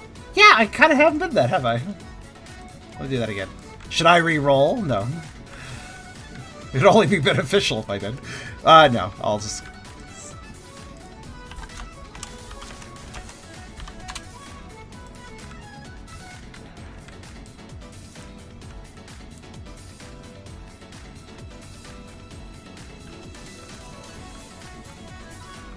What's your total, Ralph? Ralph hasn't rolled. 4 plus 5, 9. You rolled? Oh yeah, he did roll. He did Yeah. roll. 4 plus 5. Okay. Yeah, 9.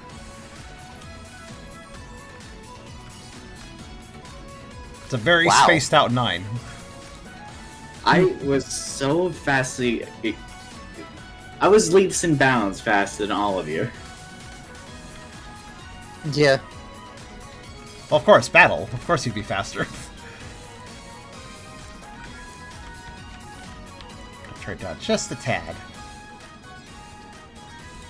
Okay, that should be fine.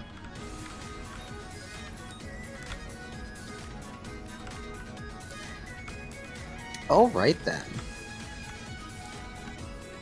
So it is Riley's turn. Right. I'm gonna start off with something incredibly stupid. Oh no. I want to chain the horseback riders specifically, so they both won't be able to move. Oh no. Huh. Right. I'm just gonna point at the bug. And there are now 4 chains on him. All right. Let's see if we can clash. Oh, don't do that.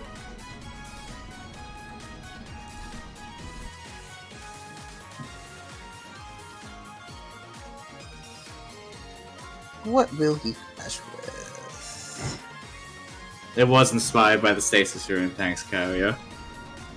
Huh. I didn't even think of that. That's great. Wait, what stasis Exactly. from? That's from Breath of the Wild. Oh, that. That's exactly what inspired the creation of this move. Nice. Alright, so that would be... Station room plus, in fact.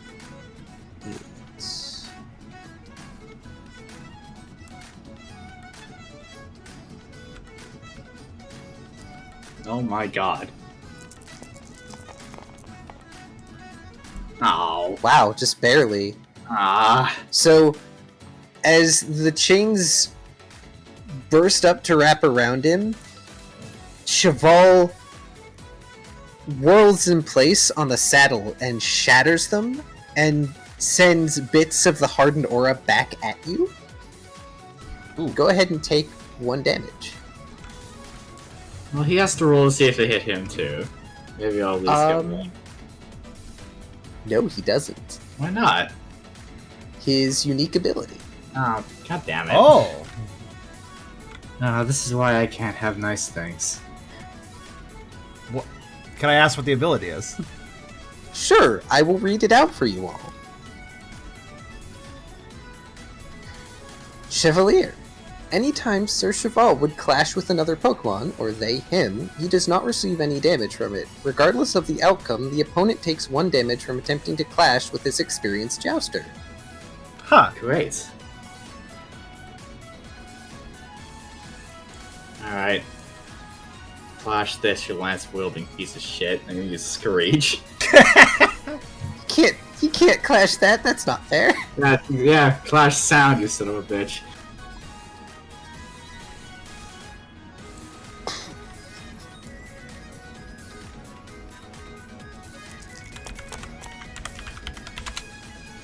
What is the typing for this? Bug steel. Okay. Yeah. I had to double check. Screech is 1? Ooh, that's not good. It's 2. actually. No, I meant 1 enemy, sorry. Yeah, it's a single target, yeah. I'll have to hit all of them one by one.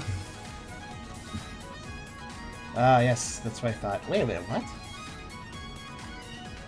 What? Yeah. It's very loud and concentrated on a single point in space.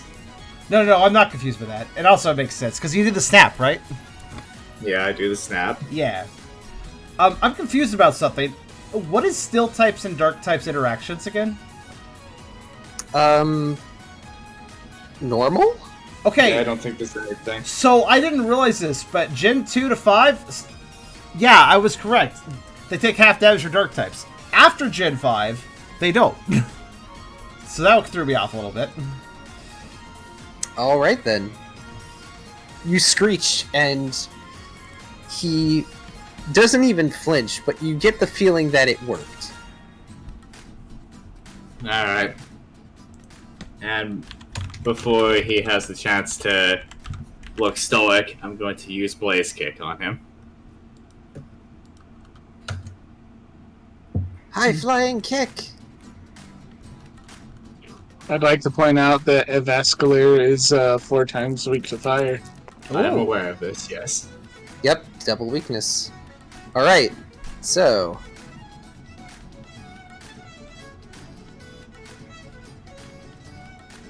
let's see... what else he can do.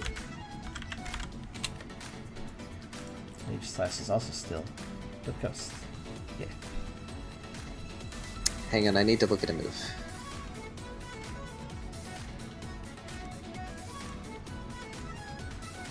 So actually, on that note, Riley has a lot of options here, because 2 Pokemon here are still, so... Riley is pretty much a soft counter to every single Pokemon they're fighting. Wait, could you beat up electric types really good too? I got Bone Club. Oh, right. Yup. I have something for everyone here, with various degrees of success.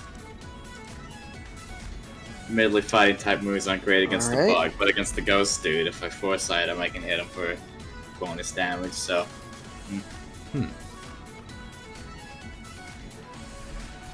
Alright then. Clashes with Twin Needle. Would you knock that off? So, his lances glow green briefly, and he crosses them, flinging Riley back. You get to do a cool backflip. So I guess I do stick to landing, that's nice. Yep. Though you still take 1 damage because it hurt. Oh. Okay, I should probably stop. I can't heal myself. Oh no. Ha! You think yourself a mighty jouster? I am mightier! For none have bested Calliope and I in the joust.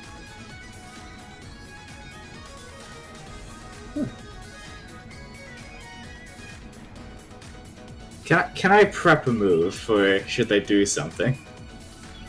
Yeah, you can ready a move if you want. If this horseback rider charges at me, I want to be prepared to step side and then bone club the horse's knees. Or at least one of the knees. Okay, you want to sidestep and bone club Her, Calvin. Got it. Yeah, her knees, so she hopefully face plants, and then that's that. I understand what you were trying to do. We usually plink people down, but this guy is immune to that.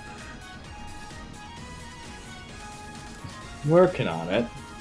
That'll be all I do. On the bright side, every time he clashes, he has to use an offensive move. Yeah, it doesn't really help us much if we can only attack him approximately 25 times before we're all unconscious. That's fair. Anyway, yep. Horseback rider's turn. Horseback rider and horse.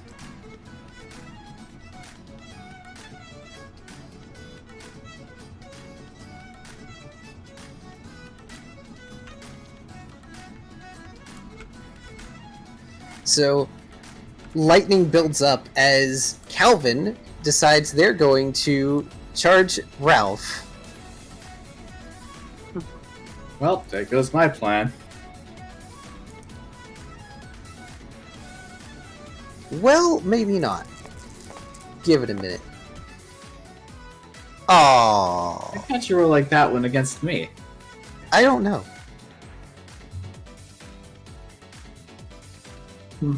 Yeah, Ralph slacks his tongue like. You are being charged by an electric zebra.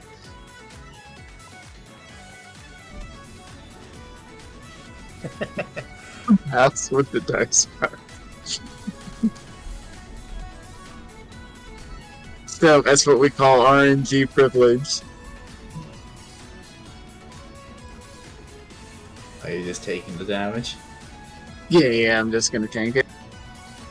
Oh, okay.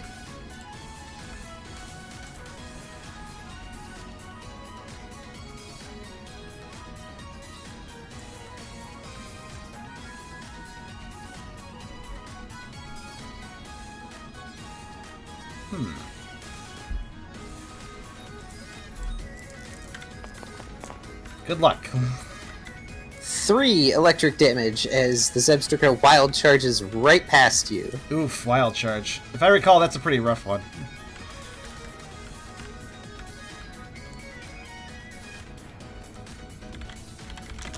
Let's see, what are the tricks to that move again? And Oh, that's right. they wheel about and decide to quick attack at Riley, which, yes, does count as a charge. Alright, so what do I do to bat them in the knees here with my prepared action?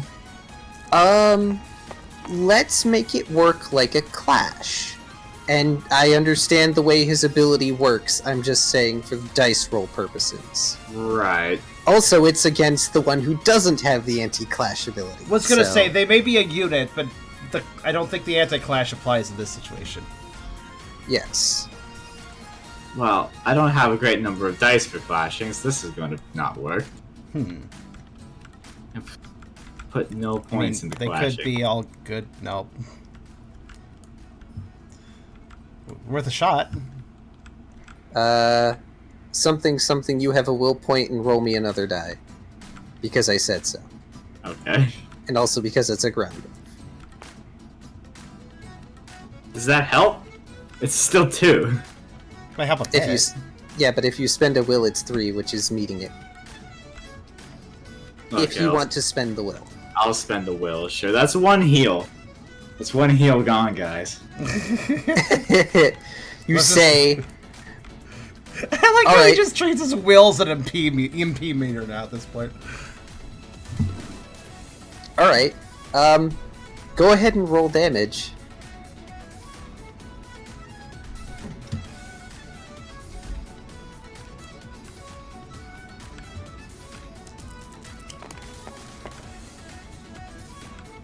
That's pretty solid. That's Ow! plus 1. Plus and 1? there's 2 dice to flinch. Yeah, it's super effective. Right. Oh. No flinch. Alright. Now here's something important. I need you to roll me knockdown. Knockdown, okay. Yeah. Roll this one without the penalty from having used your bone club, though. Alright.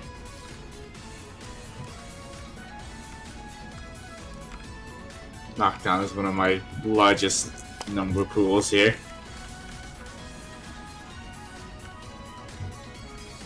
Well then.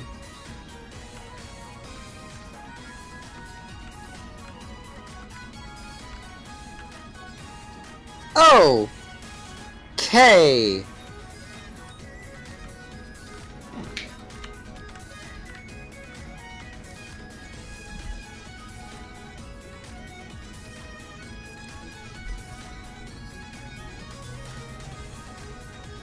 So, you hit Calvin hard as they're just about to careen into you, and they whinny in pain and take a tumble onto the ground, kicking up a cloud of dust and flinging Sir Cheval just as he's about to try and attack you.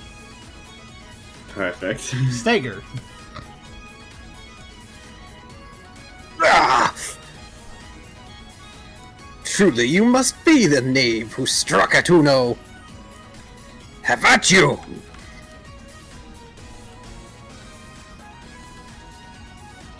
Right, Riley, who still hasn't said, like, anything at all on this trade, just does the, come at me gesture to him.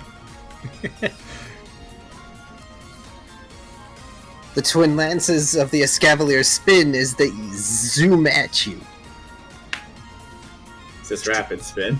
Drill run. Hmm. Unfortunately, no crit.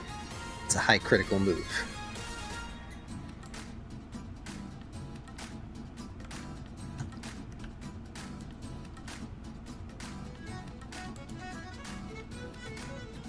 What's their special attack look like? Let's see. It's a physical move. It's unfortunate.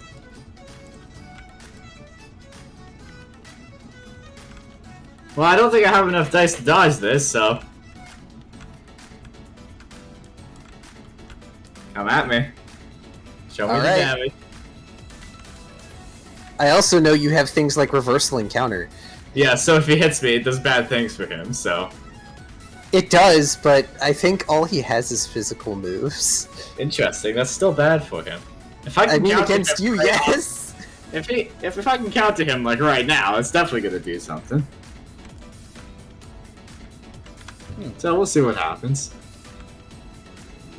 Shame about no crit, but oh well. 3! Ha, you did not break through my armor.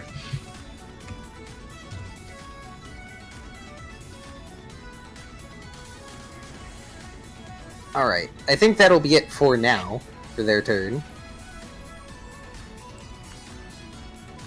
it is Ralph's turn. You got zapped by Electric Zebra, and then they went after Riley and took a tumble. Nice. Let me just take a look at everything. When I selected the 3 things to narrow down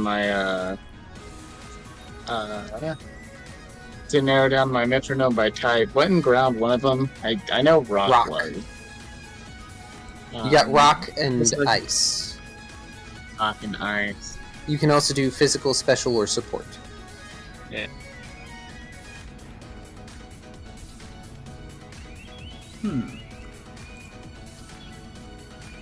I'm just gonna go for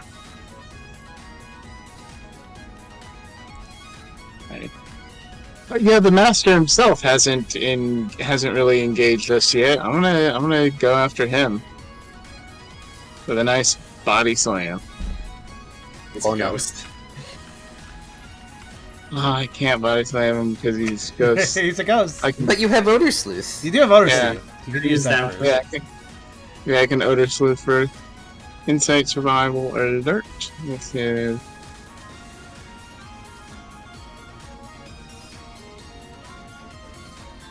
here.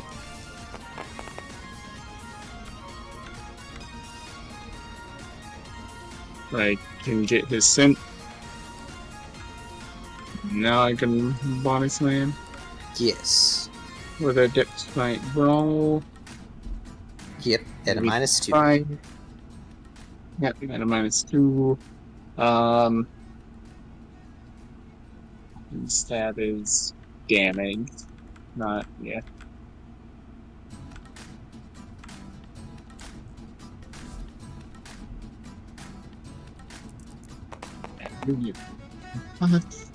Boom! Oh.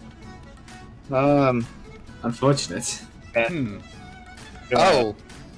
Burn, You're gonna burn a hat? Okay. yeah.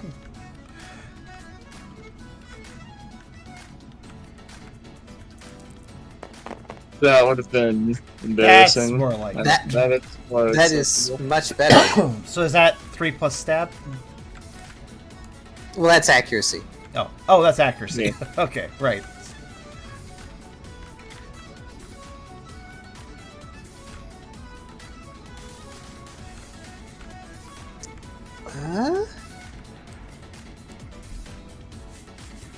Alright.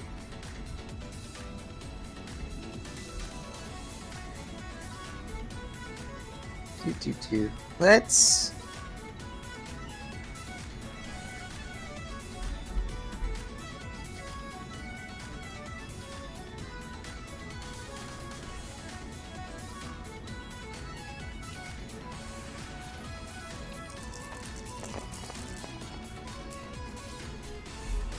Oh. Clash. That is one hell of a clash. It is a sword and shield. I suppose it makes sense.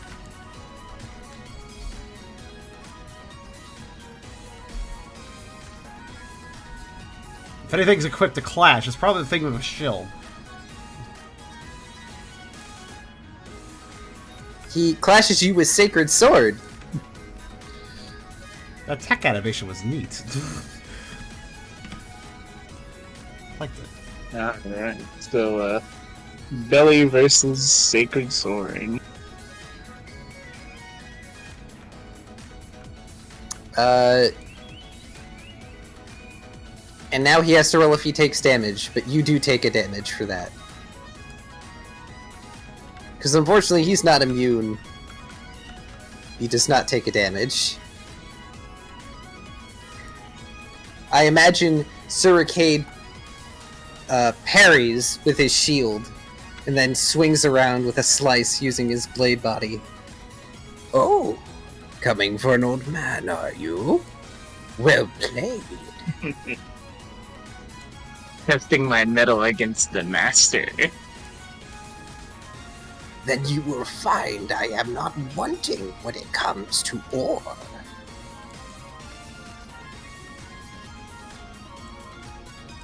That was almost cool. It was a pun. Yeah. Yeah, I mean, I got that it was a fun. It was like, that was almost cool. Yep, still does resist normal. This is true. It is still your turn. Does that mean the body slam's secondary roll doesn't happen? No, because it was successfully clashed. Ah, okay. So that actually prevents that. Cool. Yeah, I was actually like bounced back. By the shield. Makes We're sense. gonna stockpile as I slide back.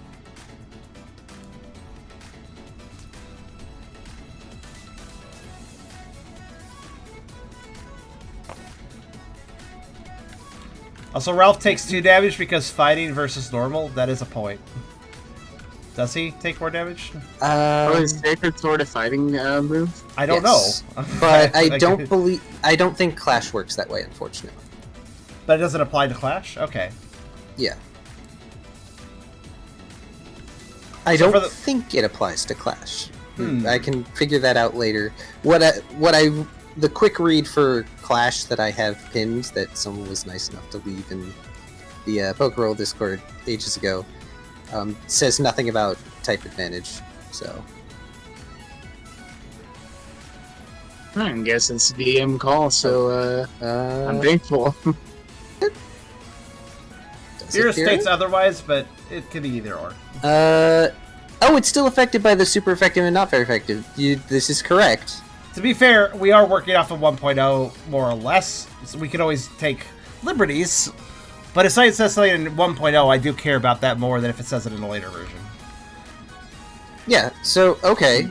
I guess you do take 2 damage, because... Alright, so it really hurt. Sorry there, but yeah, it kind of does make... 1.0 is the one we're basing the game off of, so... Yeah. Nope, yeah. I just failed to read down a paragraph. Okay.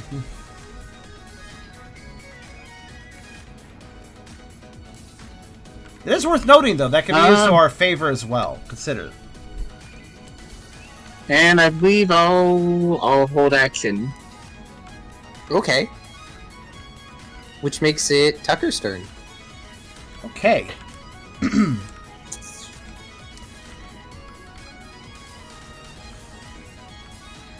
I do believe I can speak out of turn, right? I don't see why not. Yeah, you can speak out of turn. I don't think speak is an action. Crying is always a free action.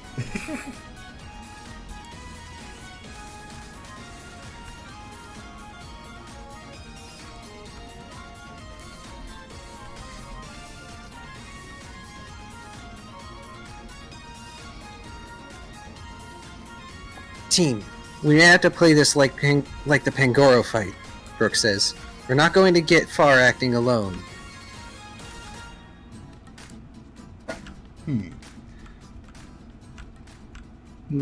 Give a nod. Tucker will also nod, thinking a little bit extra, since that was said, and it's his turn, after all. Let's see.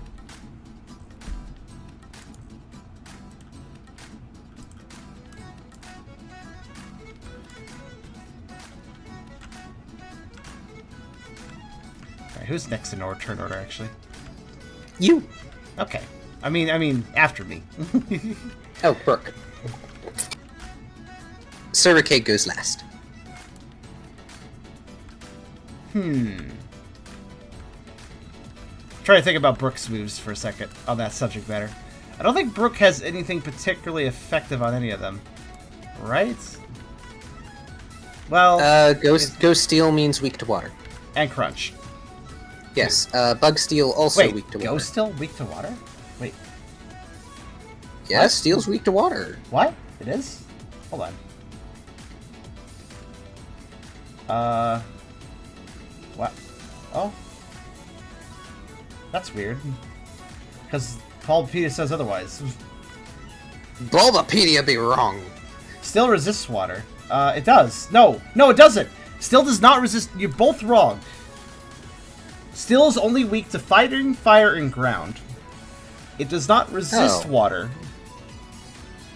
But it is not weak to it. Oh. But water takes half damage. Yeah, water takes half damage from steel. Why? That's what it says, but that doesn't make any sense. So if steel attacks hit a water type, it's half damage. That doesn't make sense to my brain, but okay. I'm thinking it'd just be neutral damage, but alright. I mean, steel cutting water, what? Huh. That Welcome to Pokemon video where they're explaining the types, and all of the types make sense. Yeah, Water will put out fire. If you throw a rock at a bird, it'll stop moving. Afraid of the dark? Punch it! Well, the other confusion is that Steel type got shuffled with its weaknesses and its strengths from 2 to 5, and then after 5. Okay, that makes sense. Okay, yeah. Though it's always been half damage to water types, so yeah. Yeah, so it's fighting and fire that are strong against steel, and I think that's it. And ground. And ground? Ground too. Oh, and ground. Sorry. Mm-hmm. Well, I'm sorry. No, it's okay. It's okay. I'm just thinking. So, for instance, Brooks' ice moves that he likes, not good against still. That's half damage. So, but he could use crutch. He could water gun would be neutral. So water is neutral. He's got superpower. I almost forgot about that. So he actually can be 2 times for that. Granted, it's superpower, which is dangerous to use. So the reason I am asking all this, by the way, is because Tucker is currently thinking how he can team up, and Brooke looks ready to go. So he's going to...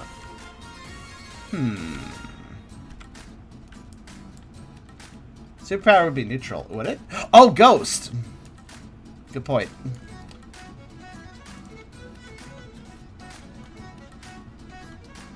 Actually, wait a minute.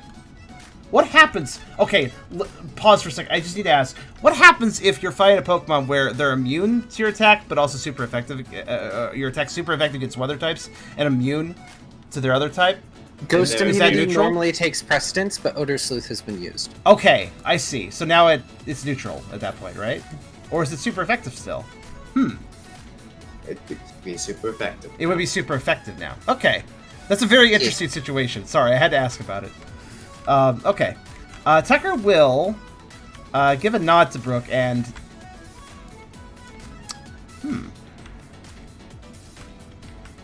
Also, it is weak to darkness. Aegislash is weak to darkness. Yeah, because still does not resist dark, but Ghost is weak to it, so yeah. Yep.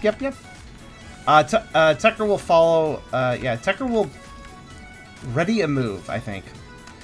He's going to... Observing that most of these opponents are good at defending, but also good at being quite, offensive coming at the party, he's going to basically sidle up to next to Brooke and prepare, if allowed, a Dark Pulse Fire Fang mix. Effectively, his mouth is going to be a glow and with darkness, if I can pull it off. I think I had a combo move for that, right? You were trying. I was trying. So can he try again? Yes, he has 1 pip right now. You can. For warning, it may fizzle. Fair. Alright, what's the roll for it? You're preparing it. We will do the roll when things happen. Okay. He's preparing it, and he's also staying close to Brooke. So it's basically, if mechanically possible, attacks directed to either of them should be something he should be able to respond to.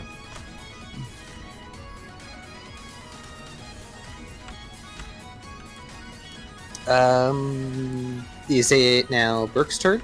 Should be. Is that what you're... is Tucker just going to... ready? Yes. And Okay. Brooke can react off of his readiness. That's the idea. He's immediately responding to Brooke's statement. He's not acting alone, in other words.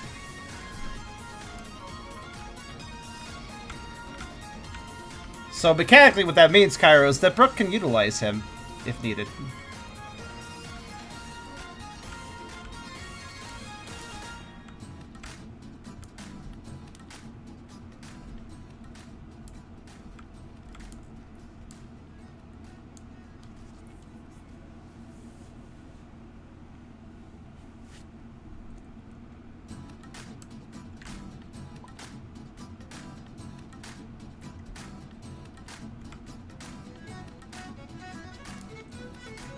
Brooke will acknowledge Tucker's readiness, but before that, Brooke fires off a leer first, which is a good idea. Very good idea.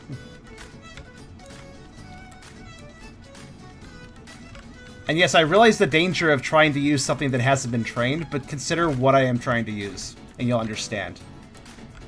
Yep, I know exactly what you're trying to do.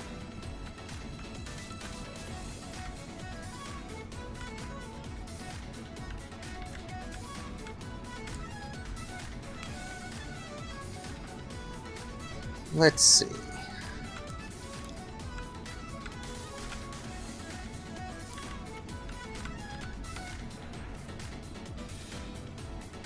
No matter how many bad rolls Tuckers get, I will play the risk versus reward game. It's worth it. It's interesting. Yeah, I'll say that hits both Sir Ricade and Calvin. Unfortunately, Screech already gives a defense down. It's a better defense down. Yeah. Is it a superior one? Yeah, it's Yes. 2 defense. Oh. Fair enough.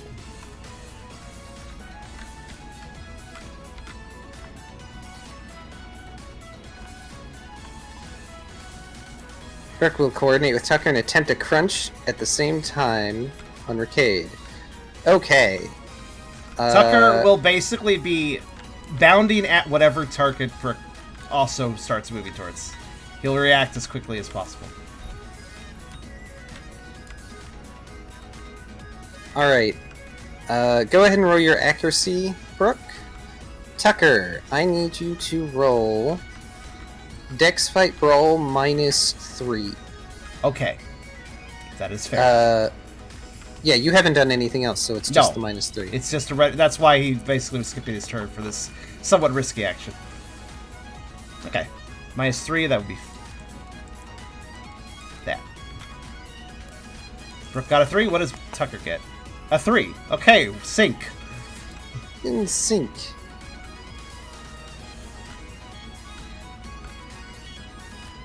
Alright. I feel like there should be a sync bonus for that. Drift compatible. Alright. What elements are you trying to keep? Are you trying to keep the burn or trying to keep the flinch? He is trying to keep the burn because he is trying to maintain both fire and dark, so he's going to focus on the fire part. This is the part he has most recently learned, and thus is most likely to fizzle. Alright. Let's see if Sir Ricade can manage this.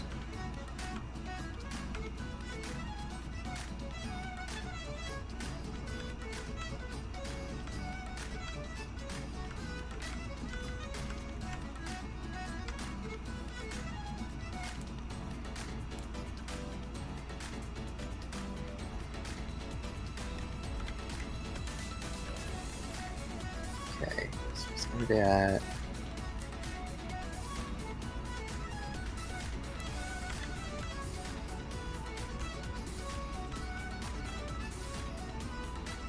Does stab apply in a meld move that involves one of my types?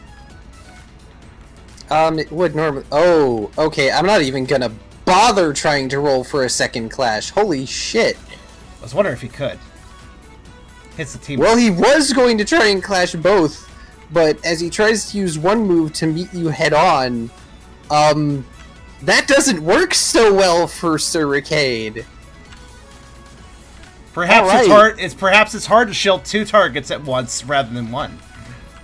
Well, he tried to do something fancy, but Tucker basically attacking in Brooke's shadow makes the point moot when his moves are meant to fight against one person. So, go ahead and roll your damage, Brooke. And for Tucker, it would be... We're gonna say special plus 2 for this one. Okay. And you'll have your burn chance. Special plus. Is that applied the 4 times as well as the?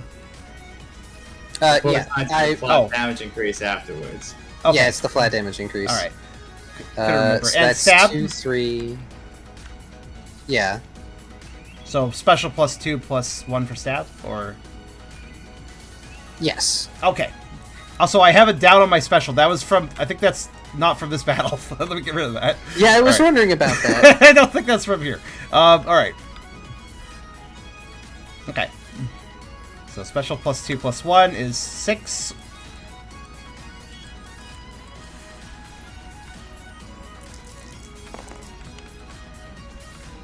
Okay, well, at least it's something. Okay, so 7. At least it connects with that damage. Oh, Brooke, we really are in sync, I just realized.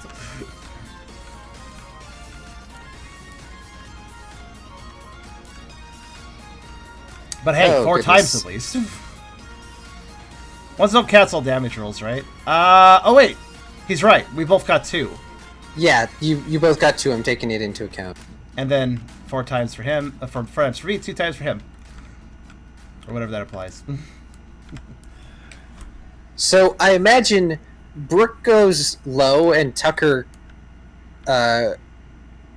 leaps off of Brooke's back, and as Suricade tries to meet Brooke head-on using Iron Head, Brooke latches on with a crunch, and Tucker leaps and grabs the shield in his fangs and drags it down, throwing Suricade off balance, Yes. resulting in some nasty scratches on his metal surface.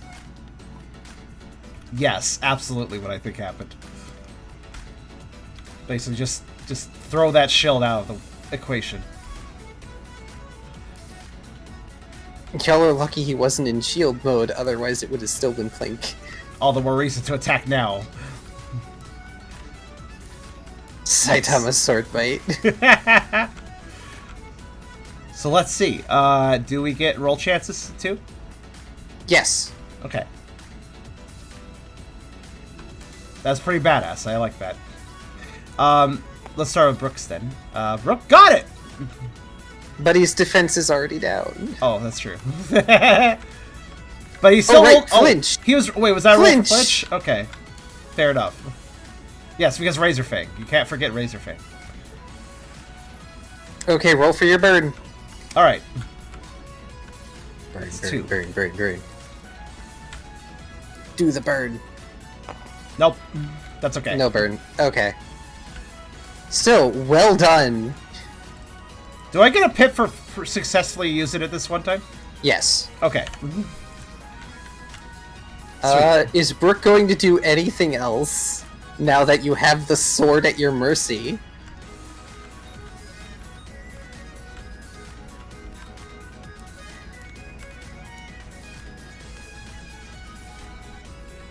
It wasn't high damage, but this is the fact that it was successful with a move that Tucker hasn't learned. That was nice. That was very nice. I don't mind that the damage was low. Plus, the stab was nice. And the super effective was nice. So, hey.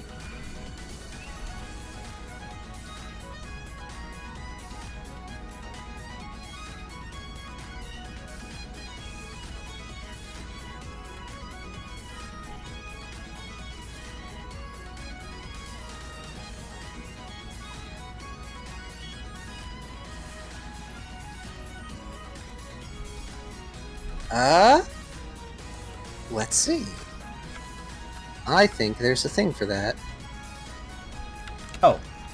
I guess you could repurpose knockdown with that. Yeah, I was gonna say knockdown, so a strength fight brawl with appropriate negatives.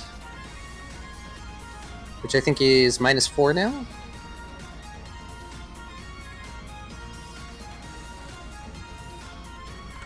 It should be still 4 dice. That looks pretty good.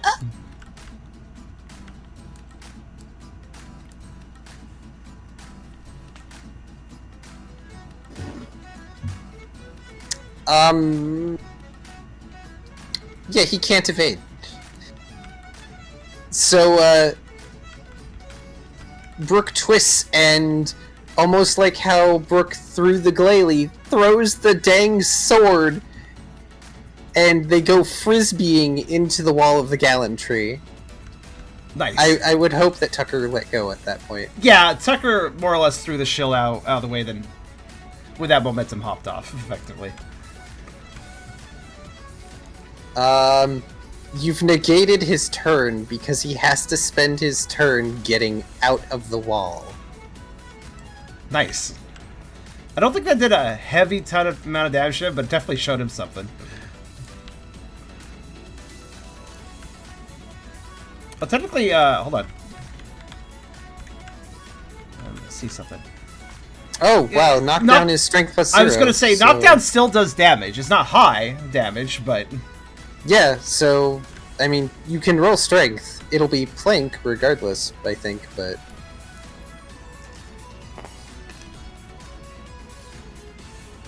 Or not. Wait, is that yellow pip from an old battle too?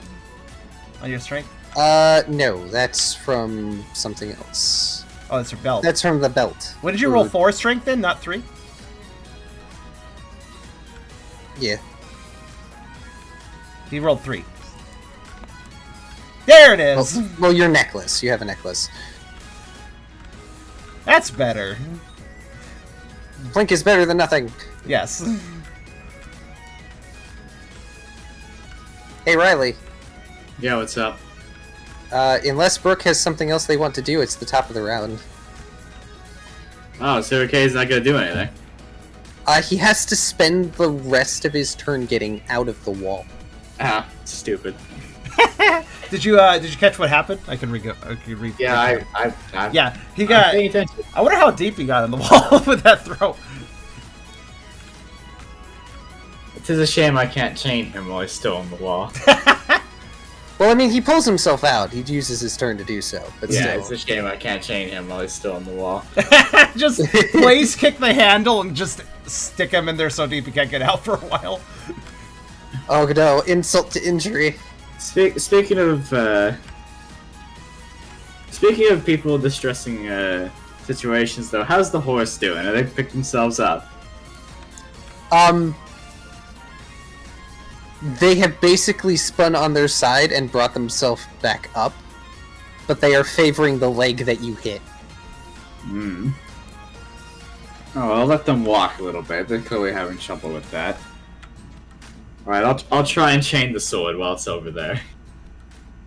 Okay.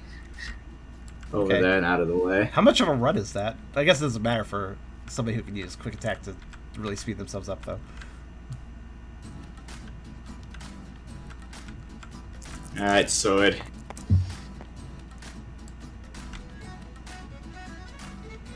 Half successes, that's pretty good.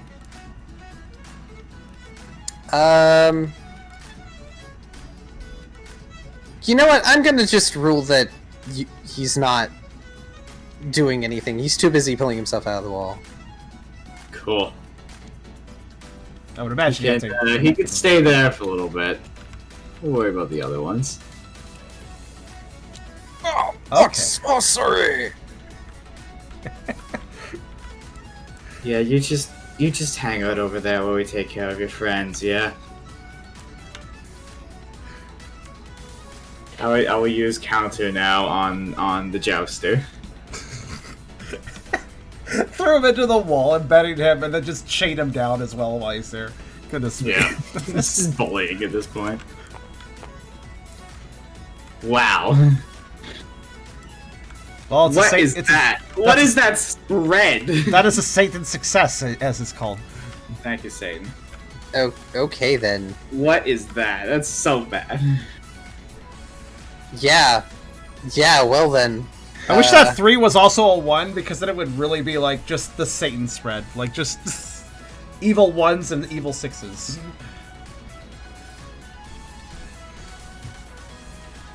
Right, because he used drill run. Let's see. I feel like I'm gonna take another damage here. I'm gonna get knocked out by knocking myself unconscious from this. Top of the round, let's see if he can clash you again. Would you stop doing that? Every goddamn time. He did have a bit of trouble there, though. Riley pulling out aura drills from his coat only for them to get headbutted and shattered. God damn it. Using my own tricks against me, are you? I applaud your audacity! Well, that was extremely successful, so let's try one of my tricks. And I'm going to explosive kick him. Whoa.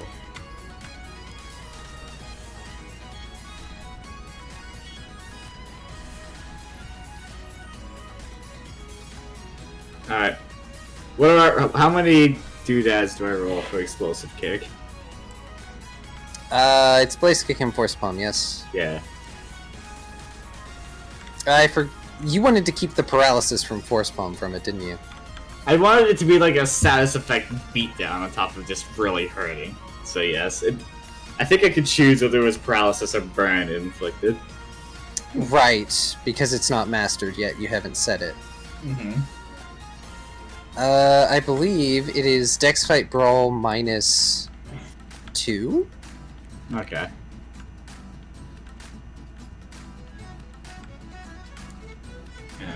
Another action. Not very many dice. Okay. Kelly's gonna roll Clash, get 4 successes.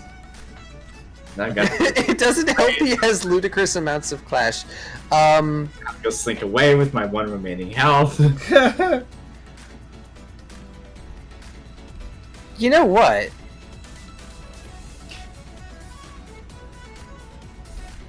Let's make it fair. He tries to dodge because fire. That's reasonable. It's not even just fire, it's a fucking explosion. Well, more like dodge, more like aggressively advances. This is not fire, this is the Morningstar whip from the Castlevania show. There's fire involved, but it just makes you fucking explode. Oh gosh, right. I watched that show. You should. It looked good. It is good. Very It's very good. good. Frickin' rock ballad, Tears of Blood. Didn't I combine their powers previously? So it was strength plus 5? It was strength plus 5. Right. And which status this time? Fire. I'm gonna cook him. Alright. He's got -2 defense as well. This could hurt quite a bit. It could. This hurt quite a bit. That's Yes, 7. it 7 did. plus 2, so 9 damage. With his -2 defense. That's gonna hurt. He's gonna feel that tomorrow.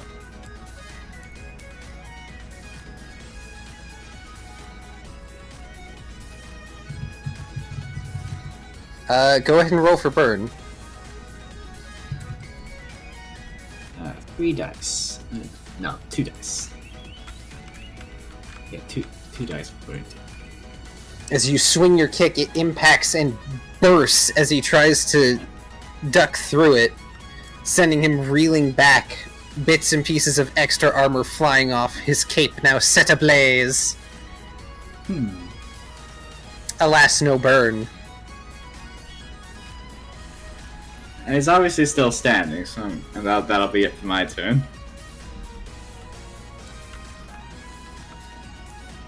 Calliope! On me!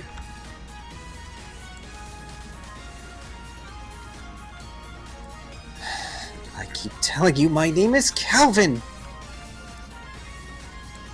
Alrighty.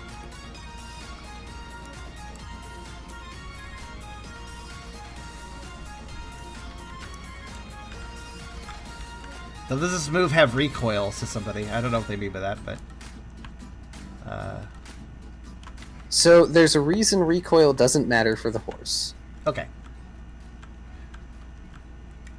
I think they're talking about explosive kick. I guess so. Oh, it did, actually, previously. It did. Past tense. I'm now resistant to explosions. Nah, maybe? Maybe you got better at dealing with it. Or If knowing there's how. one thing Riley's used to is getting the absolute shit kicked out of him approximately 17 times a day here, so. I don't know what this is. That worries me. Shockwave. Directed at you. Oh. Right. What's that do? It is a never fail electric move. Oh, nice. Okay, sweet. Oh, okay. Alright.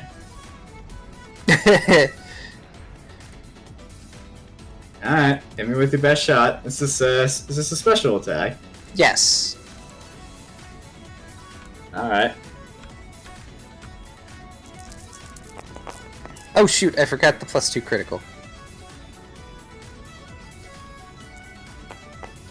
Oh, thanks. Extra one there. That is not quite enough to break through my defense. Ignore that last one. I calculate stab in my original calculations anyway. Yeah, so... That's still Unless one you savage. Yeah, wait. Are you sure? Is your special defense boosted? Because that's 7 damage. 1, 2, 3, 4, 5... Oh no, 6, never mind. It's only 6. Yeah, I know how to count, guys. Sorry, you're not... It's not super effective now. I have a degree. Oh. 6? You Wait, have a your degree. special defense is 5, though? What did you still Yes, take? but it doesn't... It overcomes the plink, but it still only does 1 damage. Oh, okay. Yeah. Okay, fair. Because my special defense is so fucking high. Lucky that. That would have killed Brooke, but you know. Probably. And Maybe. as they do this, the air around the Gallantry gets electrified. And they use Ion Deluge. I don't like the sounds of that. I don't remember that. All normal moves now deal electric damage. Ah. Oh, okay. All normal moves. Oh, yeah, Yep. okay. That's an interesting Well, one. Ralph is now electric. Brooke feels uncomfortable. Well, you probably should, as...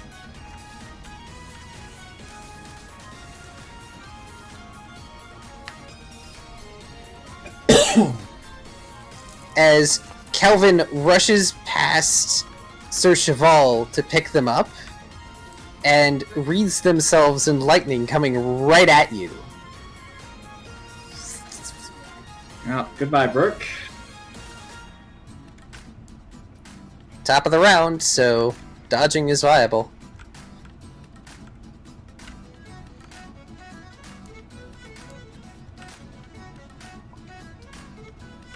Brooke wisely evades. This is a good idea.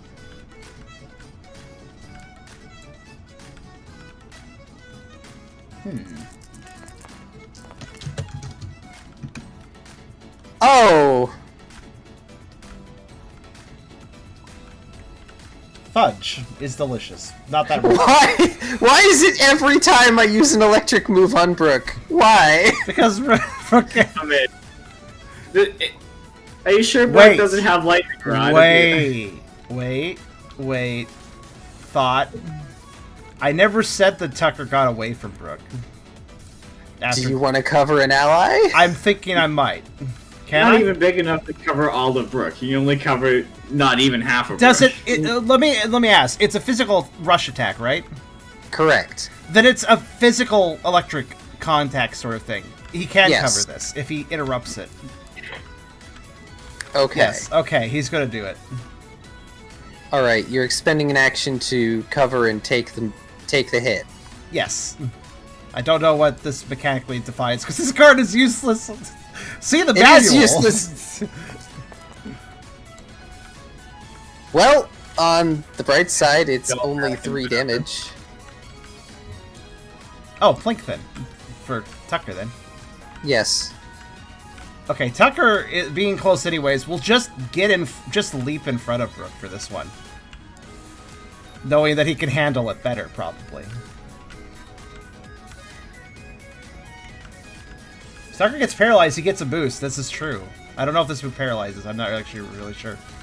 It does not. Unfortunately, Wild Charge is not a paralysis. Alright, move. so what? 1 damage? Yep. Okay.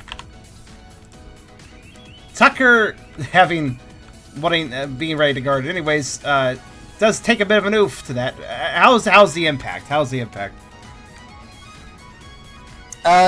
You're being impacted. Like, Calvin had their head down, and they're starting to lift you up. And they're going to try and segue into Flame Charge. Okay. One moment as I look up what that does again. It's basically Wild Charge, but fire. Right. So it's... Actually, I was kind of curious. When he did Wild Charge, technically that had recoil, right? No. Yeah, Wild Charge has recoil, technically. But I don't see he didn't take any damage from it. Correct. Okay. So double checking that. Flame Charge. Okay, so he's basically trying to Flame Charge me as I'm on his head, more or less. Or around the head level. Okay. Just like Sir Cheval has an ability, so does Calvin. Okay, I know what Tucker wants to do. Tucker will attempt... I guess this would count as a... Okay, I'm going to have to type you something. Okay. While you do that, I'm sorry, everyone. I know it's super energetic. I need to use the bathroom. No, that's fine. Go ahead.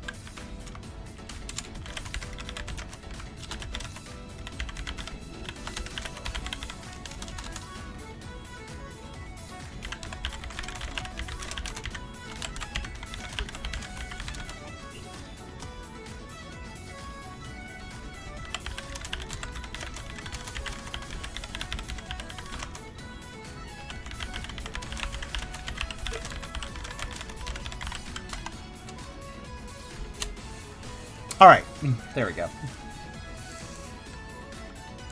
Let's see here. I believe all recoil is the same for Pokerole. Yeah, I believe so.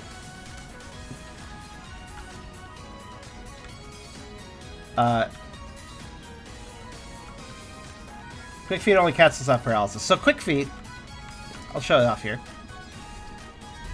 It actually prevents the effects of Paralyze. So Paralyze can't trigger Quick Feet, but on the flip side, it also means that paralysis doesn't exist for Tucker. So Paralyze cannot cause the increase in dexterity, but it also cannot happen. So it's quite a fair trade-off. Which I actually forgot, so thank you for pointing this out. Quick Fade Orders announcements. It means you can get paralyzed just to do bad stuff. Yeah. Right, so Tucker can still technically get paralysis, but doesn't get affected by its debuffs? Yes. Yeah, because it says it prevents the effects, doesn't prevent paralyze, prevents its effects, so... Wait, does that mean the dex attribute still ups with paralyze, or...? Also, I responded, but the short answer is yes, that'll work. Okay. Then Tucker will attempt to evade this. What's the roll for that?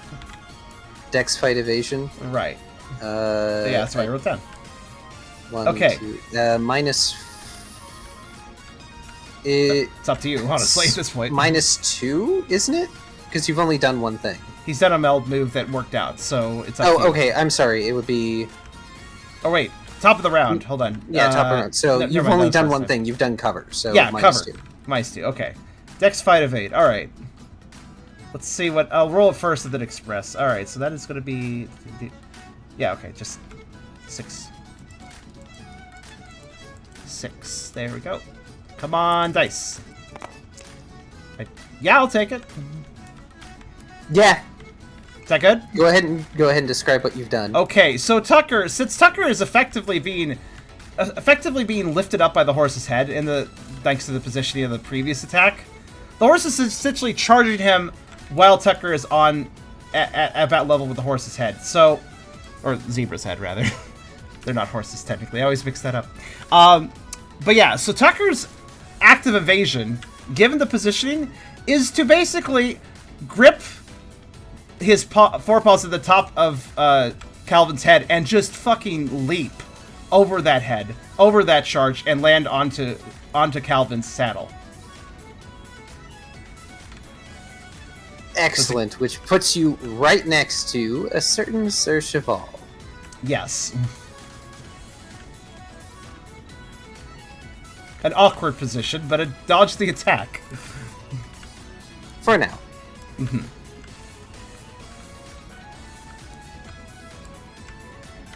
I say as...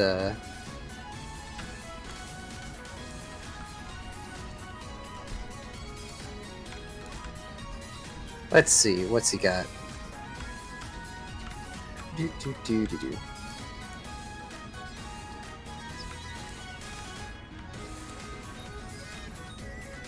So essentially, Tucker leapfrogged a little bit.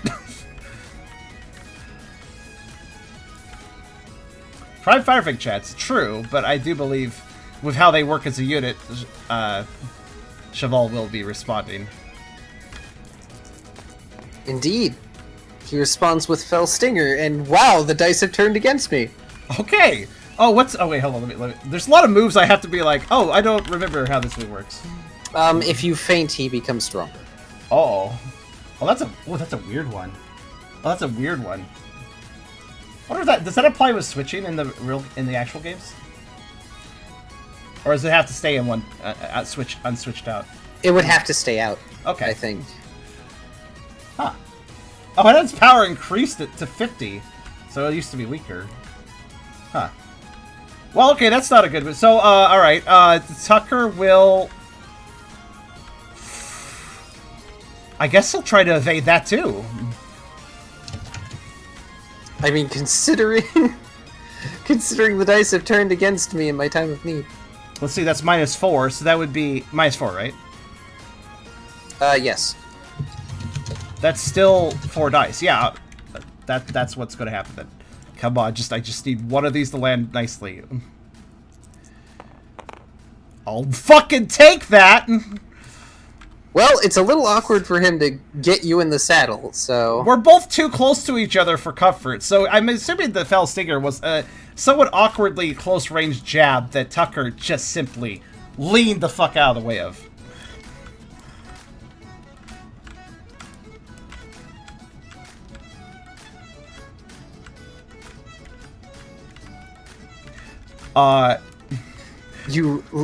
That's fine, Tubby. You lean out of the way, and then the lance starts to spin. Oh no. Say hello to Drill Run! It can't critical on 3 dice, but it can still hurt. Drill Run. Fortunately, Bald Pete is very useful to me right now. Okay. Ground type. Alright. I figured, but I wanted to double check. So I have the typing on my list. So, what's that? I have the typing on my list if you need it. Oh, sure. I just like to look these stuff up in Bulbapedia, because there's a lot of moves I don't know, because I kind of took a break from Pokemon mid-gens, so... That's fair. So,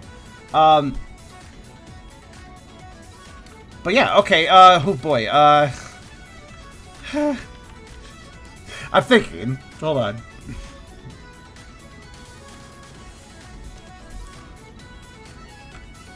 So that's a 2. If I did a -6 evasion, that would be 2 dice.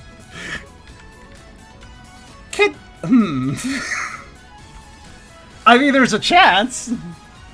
I mean, you could always do the silly thing in Clash.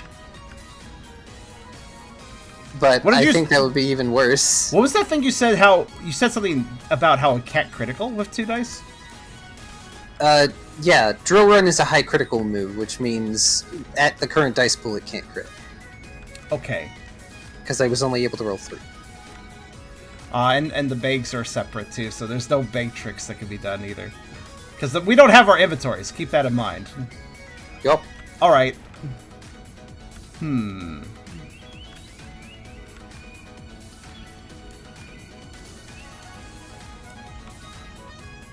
Okay! What's that in a minus? So whatever I do, it's a -6, right? So let's see. Yes, because you've done 3 things. But that's a slightly better. Okay, that's a slightly better roll. I'll do that then. Okay, this may not even be an effective clash, but it may be effective for a different reason. Tucker, realizing he really doesn't have a lot of options here, is going to basically just Dark Pulse a cloud over the entire group of the 3 of them.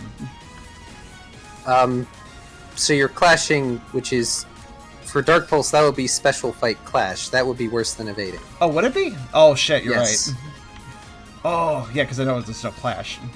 Ah, that's a bad... Yeah, actually, but clash stat being 0 kind of makes clashing not great for Tucker. Alright, in that case, fuck it. You guys were interested in it. Chat was like, do it. Fine. We'll roll the 2 dice for evasion. Meet it. Nah, didn't think so. Nope. Clashing against Cheval is bad in general. This is true. It is, but by clashing with Cheval, you're stuck with 1 damage, which could be less than what you take.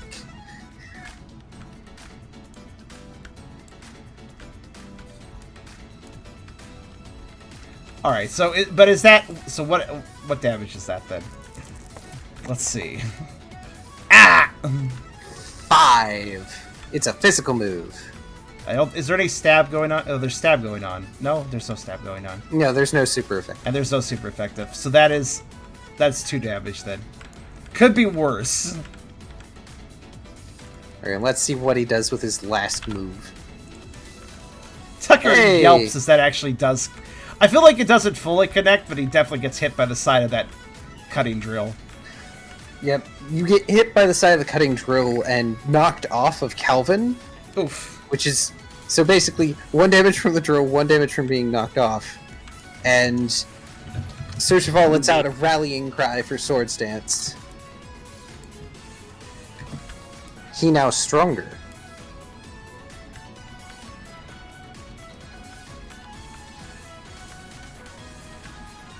Oof. That's a +1 to attack, or I can't remember. It is +2 to attack. +2. Okay. Or sorry, +2 to strength. But if Tubby is with us, it is Ralph's turn. Tucker recovers in a bit of a daze here. To be fair, while that didn't go perfectly for him, he did just waste both of their time completely focused on him rather than the rest of the team. Alright, we're gonna start off with. Sorry. It's okay. Go ahead. We're gonna start off with a swallow. A swallow. Yeah, I stockpiled at the end of last turn. Honestly, I would still count that a win, though, because Tucker just occupied the barrage of attacks from 2 Pokemon and walked away with 3 damage. So that's not the worst, honestly.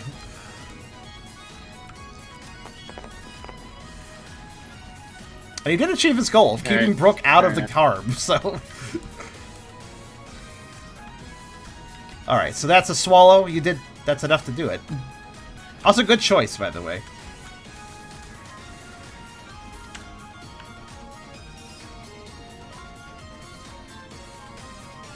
Yeah. Also, poor Brooke. They could have used Torrent if they got hurt. Alright, we're going all out on this. We're gonna belly drum. Tough contest perform -2. Swallow uses a will? What are you talking about? Oh, you're saying that because it heals. Yeah, I believe Ralph already dealt with that. Okay. Though did he heal though? Yeah, he healed. Okay. And then he did belly drum, so he down. de-healed. Yep. But now I'm also strong. That's You are +3. very strong. You're doing the Paper Mario critical health attack stat, basically. Look, critical health builds work. It does. It's a very risk-reward sort of setup, but they're fun. Alrighty. This guy is actually, he's usually resistant to to Normal moves, but not right now because of the normal moves, but now all the normal moves are electric. Mhm. Correct. They are. That benefits you. Yes. I don't think electric. Although I kind of want to get after this guy again and prove I can do it, but I don't think I can at minus.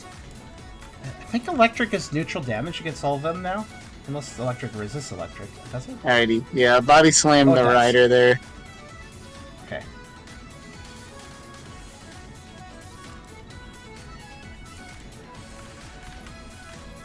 All right. He was a little distracted. You might have an opportunity.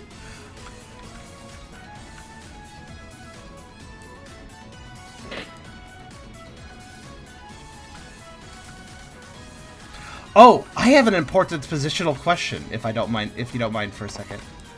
What's in what compared to the rest of the party? Which direction did Tucker get thrown off? You got thrown off closer to Riley. Okay, got it. Oh. Lame. Oh, Wow. I'm out of hats.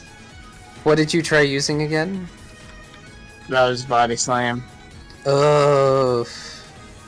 Body slam and its paralysis chance. They both came up 0.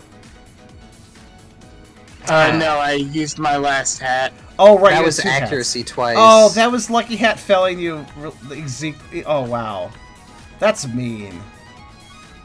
Reroll with will. You could. Feather. Well, you could add a success with Will. Which one are you attacking? Not that it matters. The rider. So that's The rider? Oh, yeah, rider. Yeah, I mean, if you want to spend another Will, you could give yourself a success. Unfortunately, he has reached his 5 actions in a round, so... Yeah, that leaves me with 1. But I want to fight hard. Okay. I mean, you do have an opportunity. So I'll have And- 1 success. And I presume that... That way I have a chance to hit. And I assume the paralysis is also what you're going for.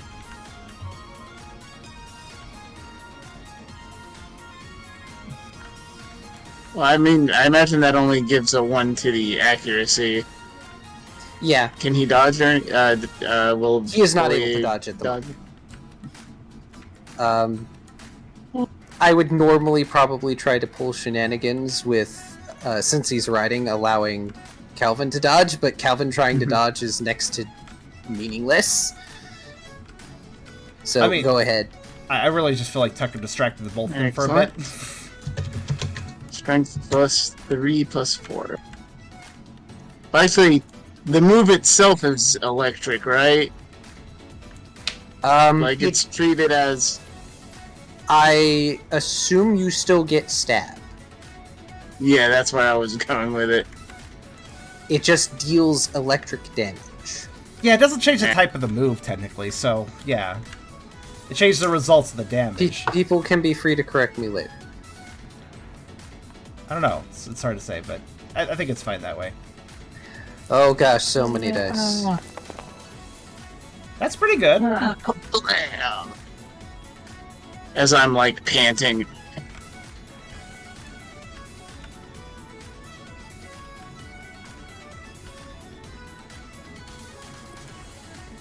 Alright, go ahead and roll your paralysis chance. Whatever the results of that typing thing is. I think we can just say, he just had 2 zeros in a row. Give him a Wow. break. Also, wow. Okay, 4, 5, 6. And that 6 is what matters.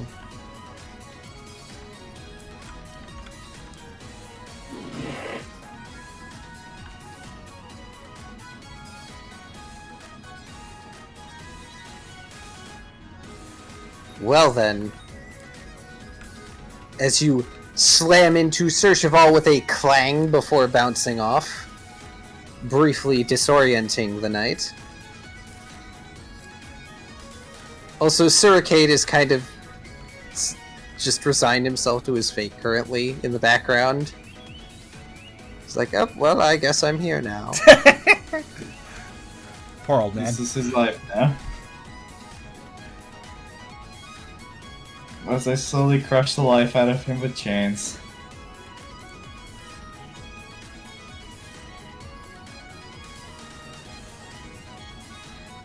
Is that all Ralph is gonna be able to do?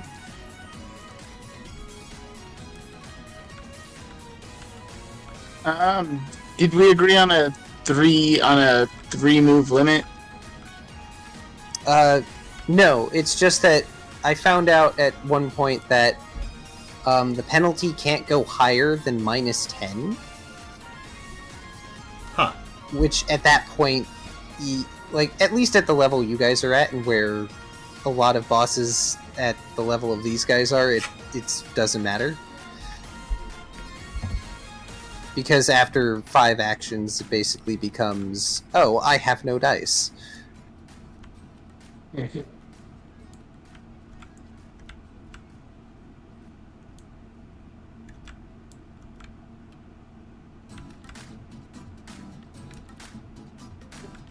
Yeah, it's -6.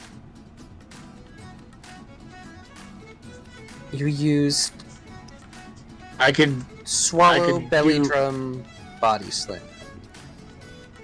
I'm gonna.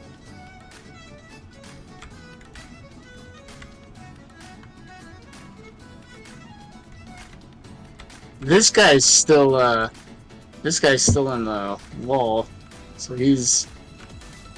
A non-issue for the moment. Unless you want to go for him.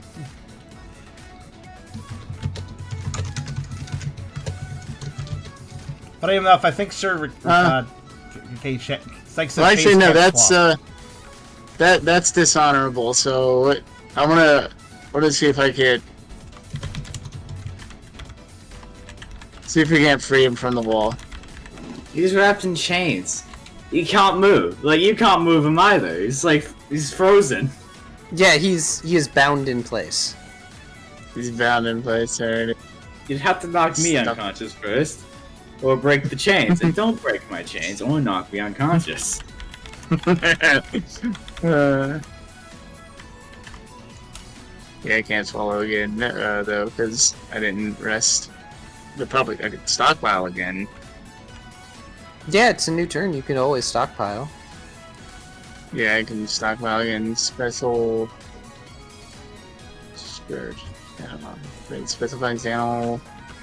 1, 2, 3, 4, 5, 6. I cannot. I would need one more die. But I can haphazardly stagger a. What do you? Oh, I can haphazardly stagger a metronome though, with one die left. you may attempt if you're going to do chance die shenanigans with metronome. This could get weird. Yes, with my last bit of stamina, we're gonna go for a physical metronome on Mr. Cheval there. This is fair.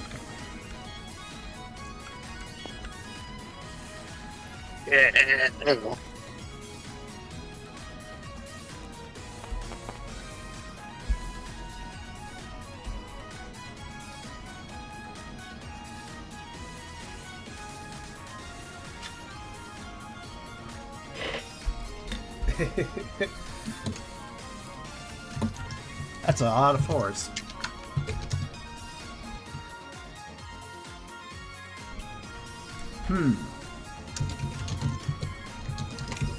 Someday, before the campaign is over, I'm gonna accidentally get explosion and kill something. Yourself included. It's not self-fatal. It's fatal to whatever I hit with it, but explosion is not self-fatal. Well- It's self-fatal. It's self-fated, yeah. You are tired from your endeavor, Ralph, and you use metronome, and your hands are very briefly coated in a gross poison before it evaporates, before you can do anything with it. Huh? You?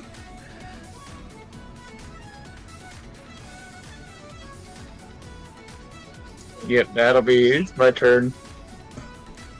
That makes it Brooke's turn. Brooks AFK. Because Tucker can't do a turn after all that.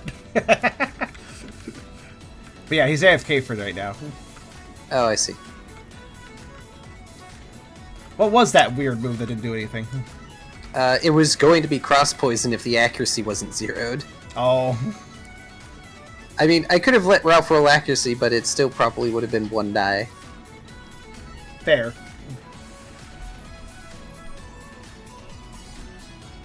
Hello, Welcome Kyrio. back. It is your turn. On what may well be one of the last, or second to last rounds. Also, I would like to note that when Tucker took the tumble off the horse, not horse, zebra. Why does my brain have such trouble understanding this when it They're comes an to equine. zebras? They're a zebstrica. It's just easier to say horse. I just say horse. I don't know, but when Tucker does take a tumble off, he does manage to dust himself off. A little worse for wear, but not too bad off. He actually gives Brooke a good look over, and it seems relieved to see that Brooke is actually fine, which was kind of his goal. So, what will Brooke do?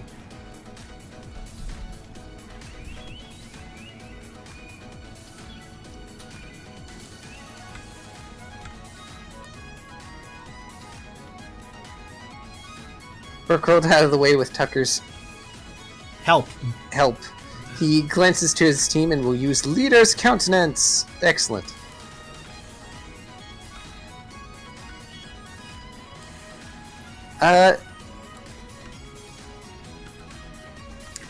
Give me a cool contest perform.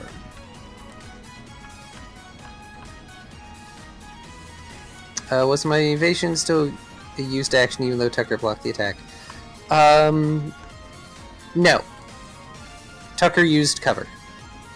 Yeah, it's kind of an interrupt supersede, I would say, that sort of thing. Excellent.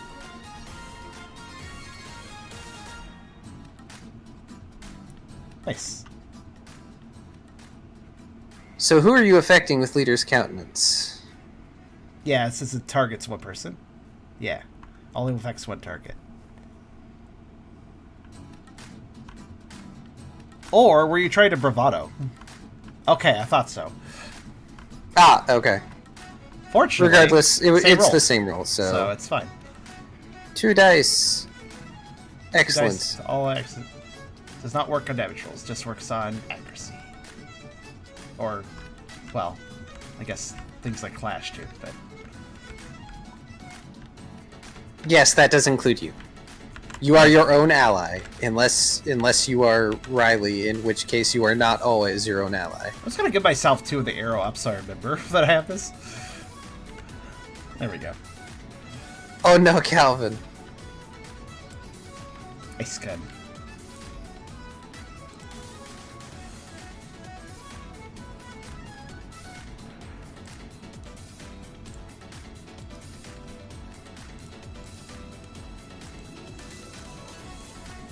Okay.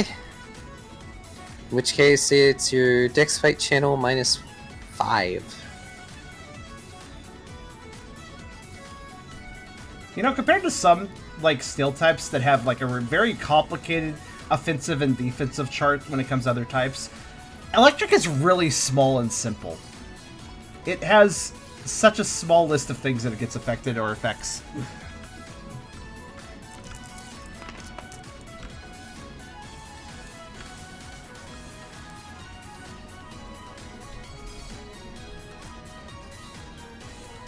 Let me check something. +2 for bravado, yep.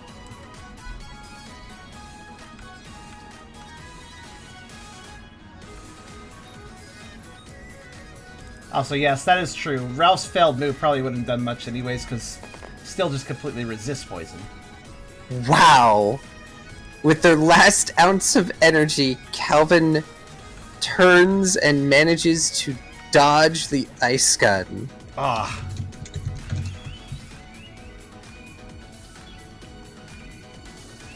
Jeez, y'all expending all the enemy's actions. Holy crap. Action economy. Yep. The Brook will be able to notice that Calvin is currently favoring one of their legs. Courtesy of Riley.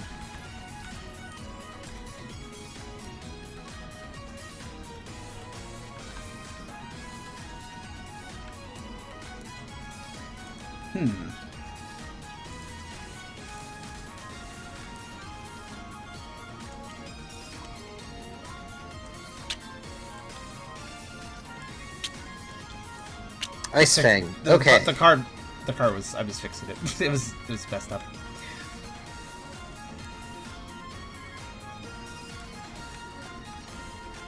Which is going to be a Dex Fight Brawl -5. I think. 5? Yes. Because 2 actions. Oh, right. Wait, 2? Yeah, okay. Well, Yeah, ice gun. Calvin can't dodge. Oh, nice.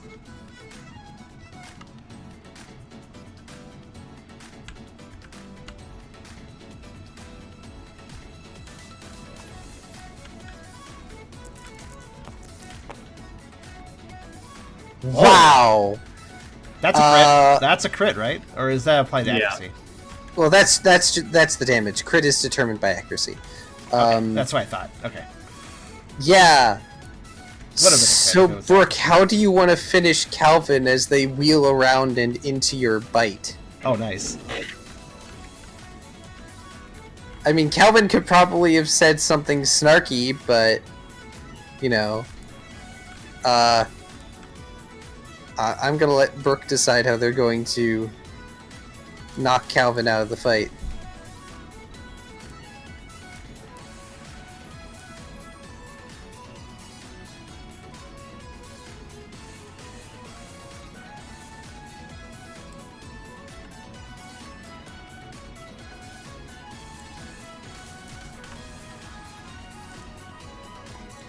Doesn't even need Torrent to kick butt.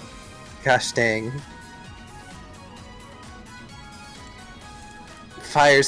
Brooke fires the ice gun and, anticipating the dodge, leaps forward and ice fangs the wounded leg, freezing them in place.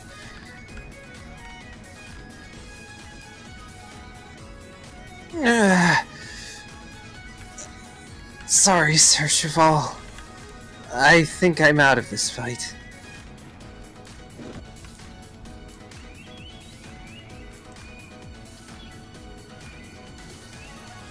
And from atop Calvin, Sir Cheval surveys the battlefield. Ricade is chained up and not looking to be free anytime soon. His loyal steed is currently frozen in place, and he is not doing terribly well himself. And he surveys the rest of you, and, well, aside from the leader who seems to be standing strong, he feels that a trouncing has been given. Enough! Let it be known that I, Sir Cheval, do humbly yield.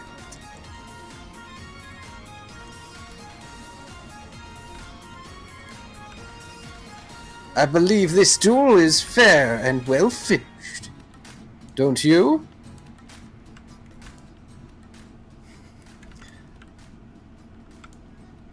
Cool. I'm gonna stop the music then. It's also fade out, so why not? Yep. We can go back to the Gallantry.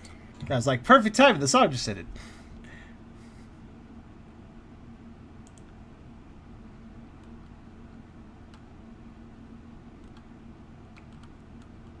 Wherever that is. It's not loading half the list for me. Does this sometimes. When in doubt, reset the link.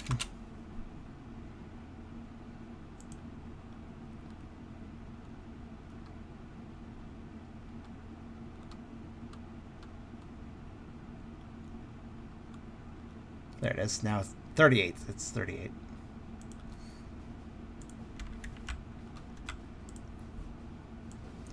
SoundCloud on Tabletop Simulator tablets is not 100% successful loading pages sometimes.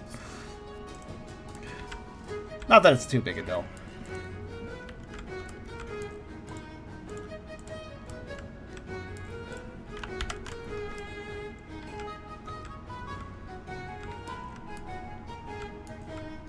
Alright.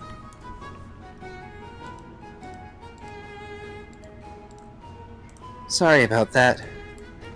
But you really should press your advantages while you can, Burke says to Calvin. Not only am I an easy target, but also the leader. Taking me down would have been a major advantage.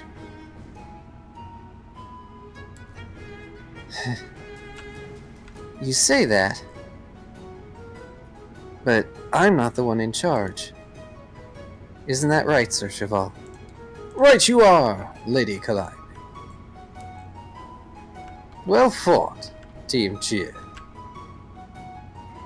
Let it be known that all honor is restored, and any spite or ill will is cleared.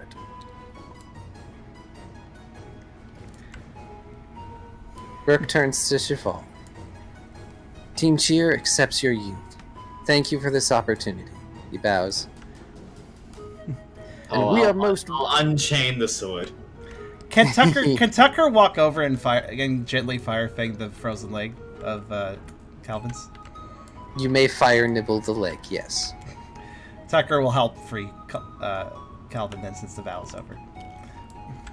For glad am I that you are the honorable sorts, and that we need not chase you down in order to see honor restored. Indeed. Zuricade and I were not terribly off when we were discussing earlier. You all would have made excellent knights. Perhaps in another time. But for now, allow us to treat you to our hospitality. After all, it would only be right, given the right thrashing we've given each other.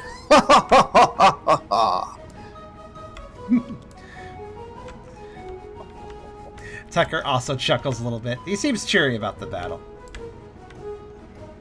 You guys fought well. We definitely have different ways of fighting, but I think I had a good time with that. Indeed. And you, Sir Cheval gestures towards Riley specifically. It's been a while since I've had such good fun jousting with an opponent. You're welcome. What sorcery did you employ to bind me in place, Riolu? I have not seen such abilities before. I'm not surprised you haven't seen it before. I'm pretty sure I'm the only one who can use it. Interesting. Such an ability would be useful in stopping the craven sorts from fleeing as they are so wont to do. That's good for stopping just about anything, really. Alas, I am wizened enough to know that I do not possess the ability to utilize this power. Perhaps you will use it as wisely as I would. Or perhaps not. You're young.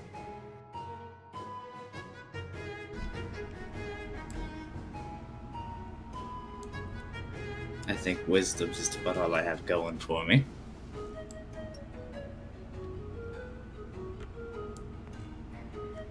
Uno hovers over and brings everyone their bags back. Was he watching? Yes. Cool.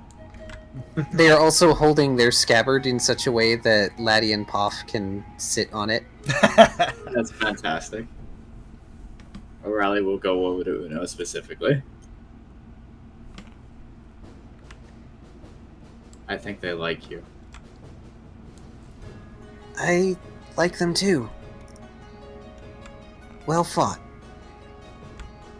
They say very awkwardly as they hold out their scabbard for Laddie and Poff to return to you. I'll let them crawl up my arms so they can get back on.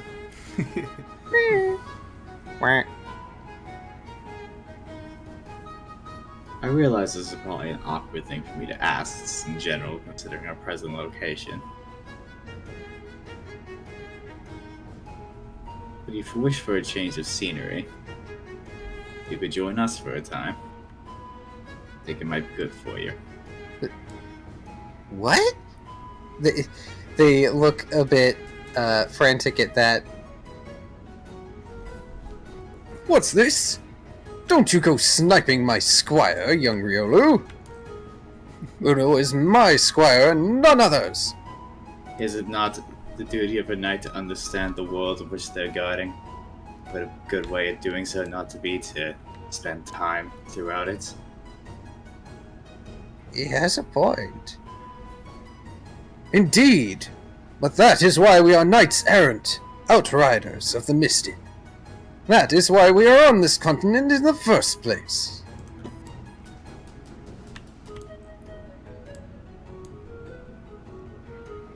Though, perhaps I can be persuaded to admit the fact that it would not be unwise to occasionally join forces with the pioneers. Maybe. Now and then. And would that not be better and or easier to do if you did not have somebody who willingly worked with them prior? Did we not just make contact with some very willing pioneers? Very busy pioneers as well. Indeed. But word of our exploits has reached far in this land, as will word of yours. That aside, perhaps we can arrange for Uno and Lady Calliope to serve as ambassadors of sorts. It is quite a distance away, but once Lady Calliope's leg has healed, they will be able to reach Savan Town within a day's travel. Oh, about that. I'll go over, and I shall heal the leg. Oh. That's very kind of you. Tucker has belted it. But... Thanks. It'll probably take me 2 will to do it, but that's fine. I mean, you only need to spend 1 will and it'll be fine.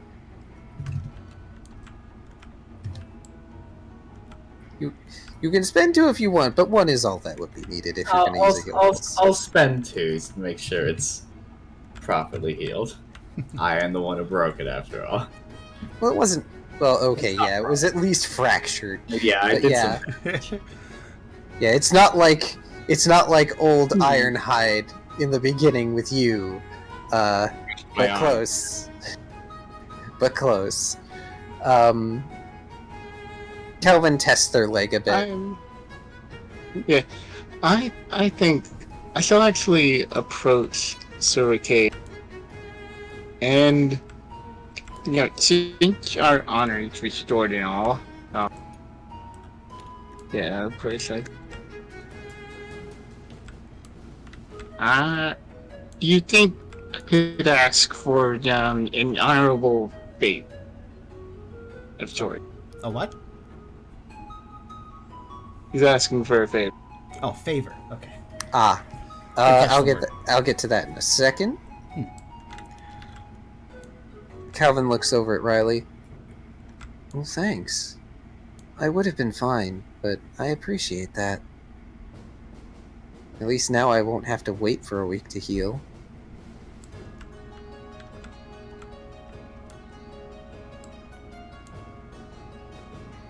I had to have a little dance with death to get healing powers. I might as well use them. Sounds like a story for the bards. Though I've heard that a certain famous one has found their way to this continent finally. Yes, he's in Savan Town. And believe you me, this is not a story anybody should hear. Not every story is for sharing. Trust me, I know.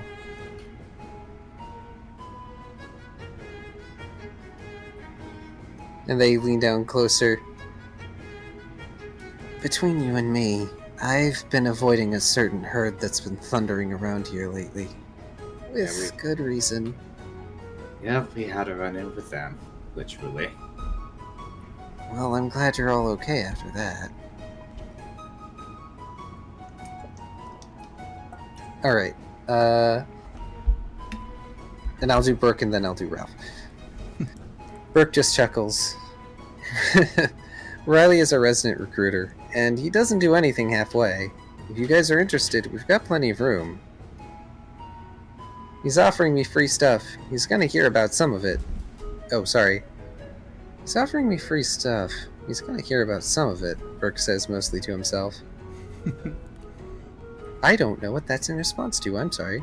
I'm a little lost in that one myself, actually. But the bard haven't rallied Oh, down, the which- bard, Oh, right. Right. Sorry. Yeah, Florence offering stuff. Yes, he does. A favor? Well, technically, I already did you all a favor by just sitting there earlier.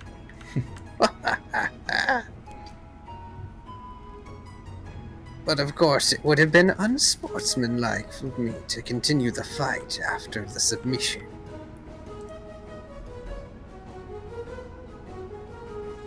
Then allow me to give you this favor. Rest here the night in the Gallantry. Partake of a meal. And come morning, seeing as Lady Calliope is now healed, perhaps they can... Yeah, that's the thing. I actually am gonna canonically interrupt him. Yeah, that's the thing. It's not for me. I'll gesture over to Calvin. Lady Calliope wishes to be called Lady Calvin, if you would.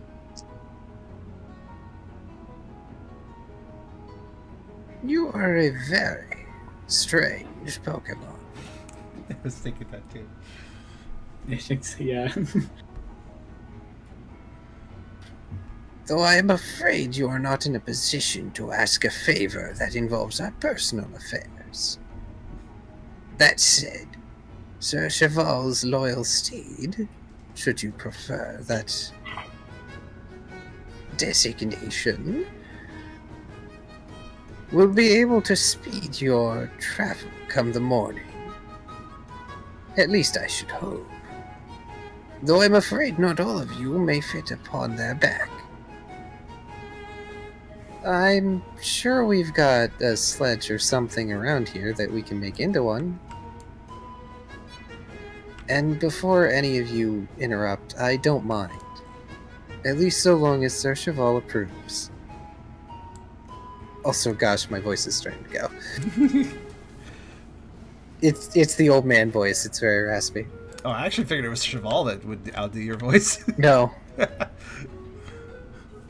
A lovely idea. But for now, come, let us feast and drink and make merry. And make sure to only do so in moderation. You recall our supplies are limited. Nonsense! The Knights of Valor do not do anything halfway. Come! We shall have a feast! So, I just basically told mind your own business when I said, hey, she doesn't like it when you call her that? Effectively. I mean, in perhaps the most politest way possible. there is a rigidity to them. After all, remember the Tapestries. There are certain things that cannot go past. In more complex terms, it's more, this is not an issue for you to be involved in. Mm-hmm. Would Ralph let that go? He'll actually... I'll glance over at Calvin to see if I should let it go.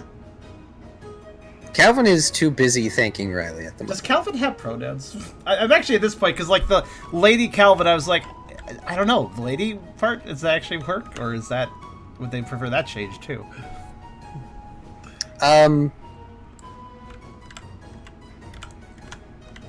It's a good question, I don't know, just a thought. They prefer to be called Calvin. They don't necessarily care what pronouns are used. So I don't know if it necessarily, can be anything. because they understand that it's very... That can be harder than calling someone by the name they prefer. Mm-hmm. But if there's a preference, it would probably be he, they. Okay. And thus Sir as well. Though that's a title and more difficult to change.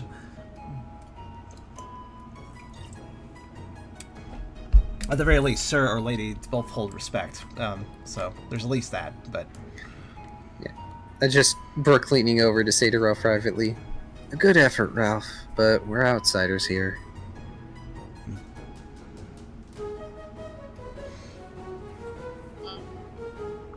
Oh, but acceptance. What was the first part of that? I think you talked away from the mic for the first line. I have the mic here. A low growl, like a... Oh, okay. Yeah. Like, he is not satisfied, but he will concede. So, given it's a little past 10:30 and I would like to wrap up,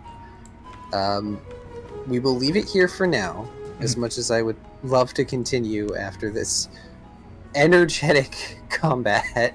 Quite fair. I expected to be tired by the end of this, but I'm not. Okay, hang on, I need to figure out experience. That's a fair starting point. There's still a few scenes to technically go before we even leave the tree, so yeah, having that happen next session makes more sense. So a total of 10 experience for everyone, and this is also accounting for the 2 session experience. Okay. As usual, And if anybody can't add experience, let me know. I'll add it for you. also +1 for the lucky egg for Riley. Boo. Don't get too excited.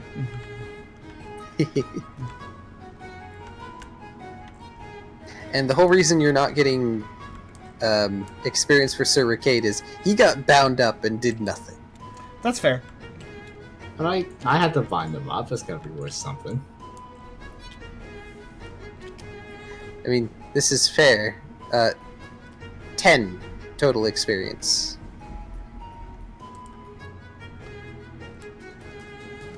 Anybody buy any stats, says Beerus? Probably not, unless somebody says something. This is fair. However, I will leave myself a note. Because Sir Ricade will want to speak with you later. Cool, I want to speak with him later too. Okay.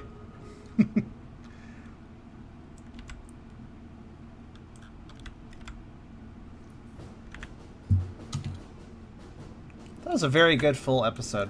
We both had, like, you know, social interactions and a good fight. All in the same mix. Very good whole rounded episode. Despite the fact that Rod is no longer throwing himself in front of allies, he's still more of a danger to himself than any enemy is to him. Well, to be fair, with that Hail Pulse, you're, like, draining yourself a lot with that. I didn't even do that. It's taking recoil damage at this point. Well, you got a lot of ways to hurt yourself, is what I'm trying to say. Well, okay, so Sir Cheval is particularly mean because he's built to clash and his ability is specific. I have to start learning blood magic. I feel like it's on brand. So the other thing Blood is, damage. aside from Sir Cheval having the Chevalier ability, Calvin has a unique ability called Blitz Charger. They are immune to electricity damage and recoil, and if they would be struck with either, they get +2 to their strength and dexterity, and these bonuses last so long as they continue moving. So if Riley had chosen to bind Calvin in chains, that would have totally nullified their ability.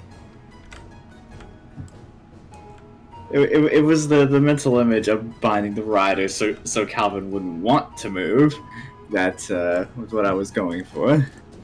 You tried. I got damn lot of dice for that as well. Yeah, unfortunately, I'm not a special attacker. yeah, unfortunately. And unfortunately, Cheval has a lot of clash dice if it's his first action.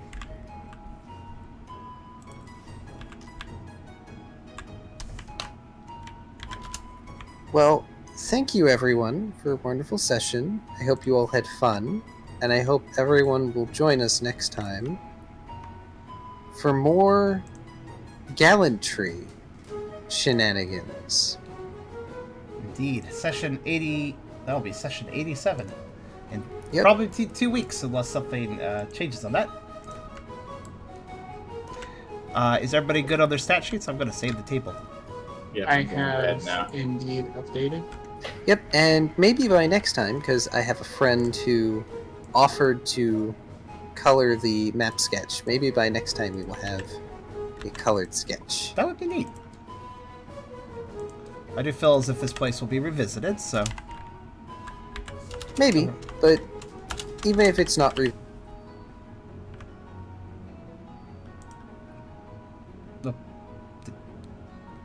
you say something? Kind of cut off Said there. 186 will come back. Oh gosh. I think you cut off there, Car. It sounded like you did anyways. Oh, sorry. I That's was okay. just saying that we might not, but it would be nice to have that color sketch even if we don't. Yeah, I agree. In any case, good night, everybody. Because Night. I know a few of us need to sleep. Yes. Yes, I hope you all enjoyed the game. And come back in probably 2 weeks for session 87.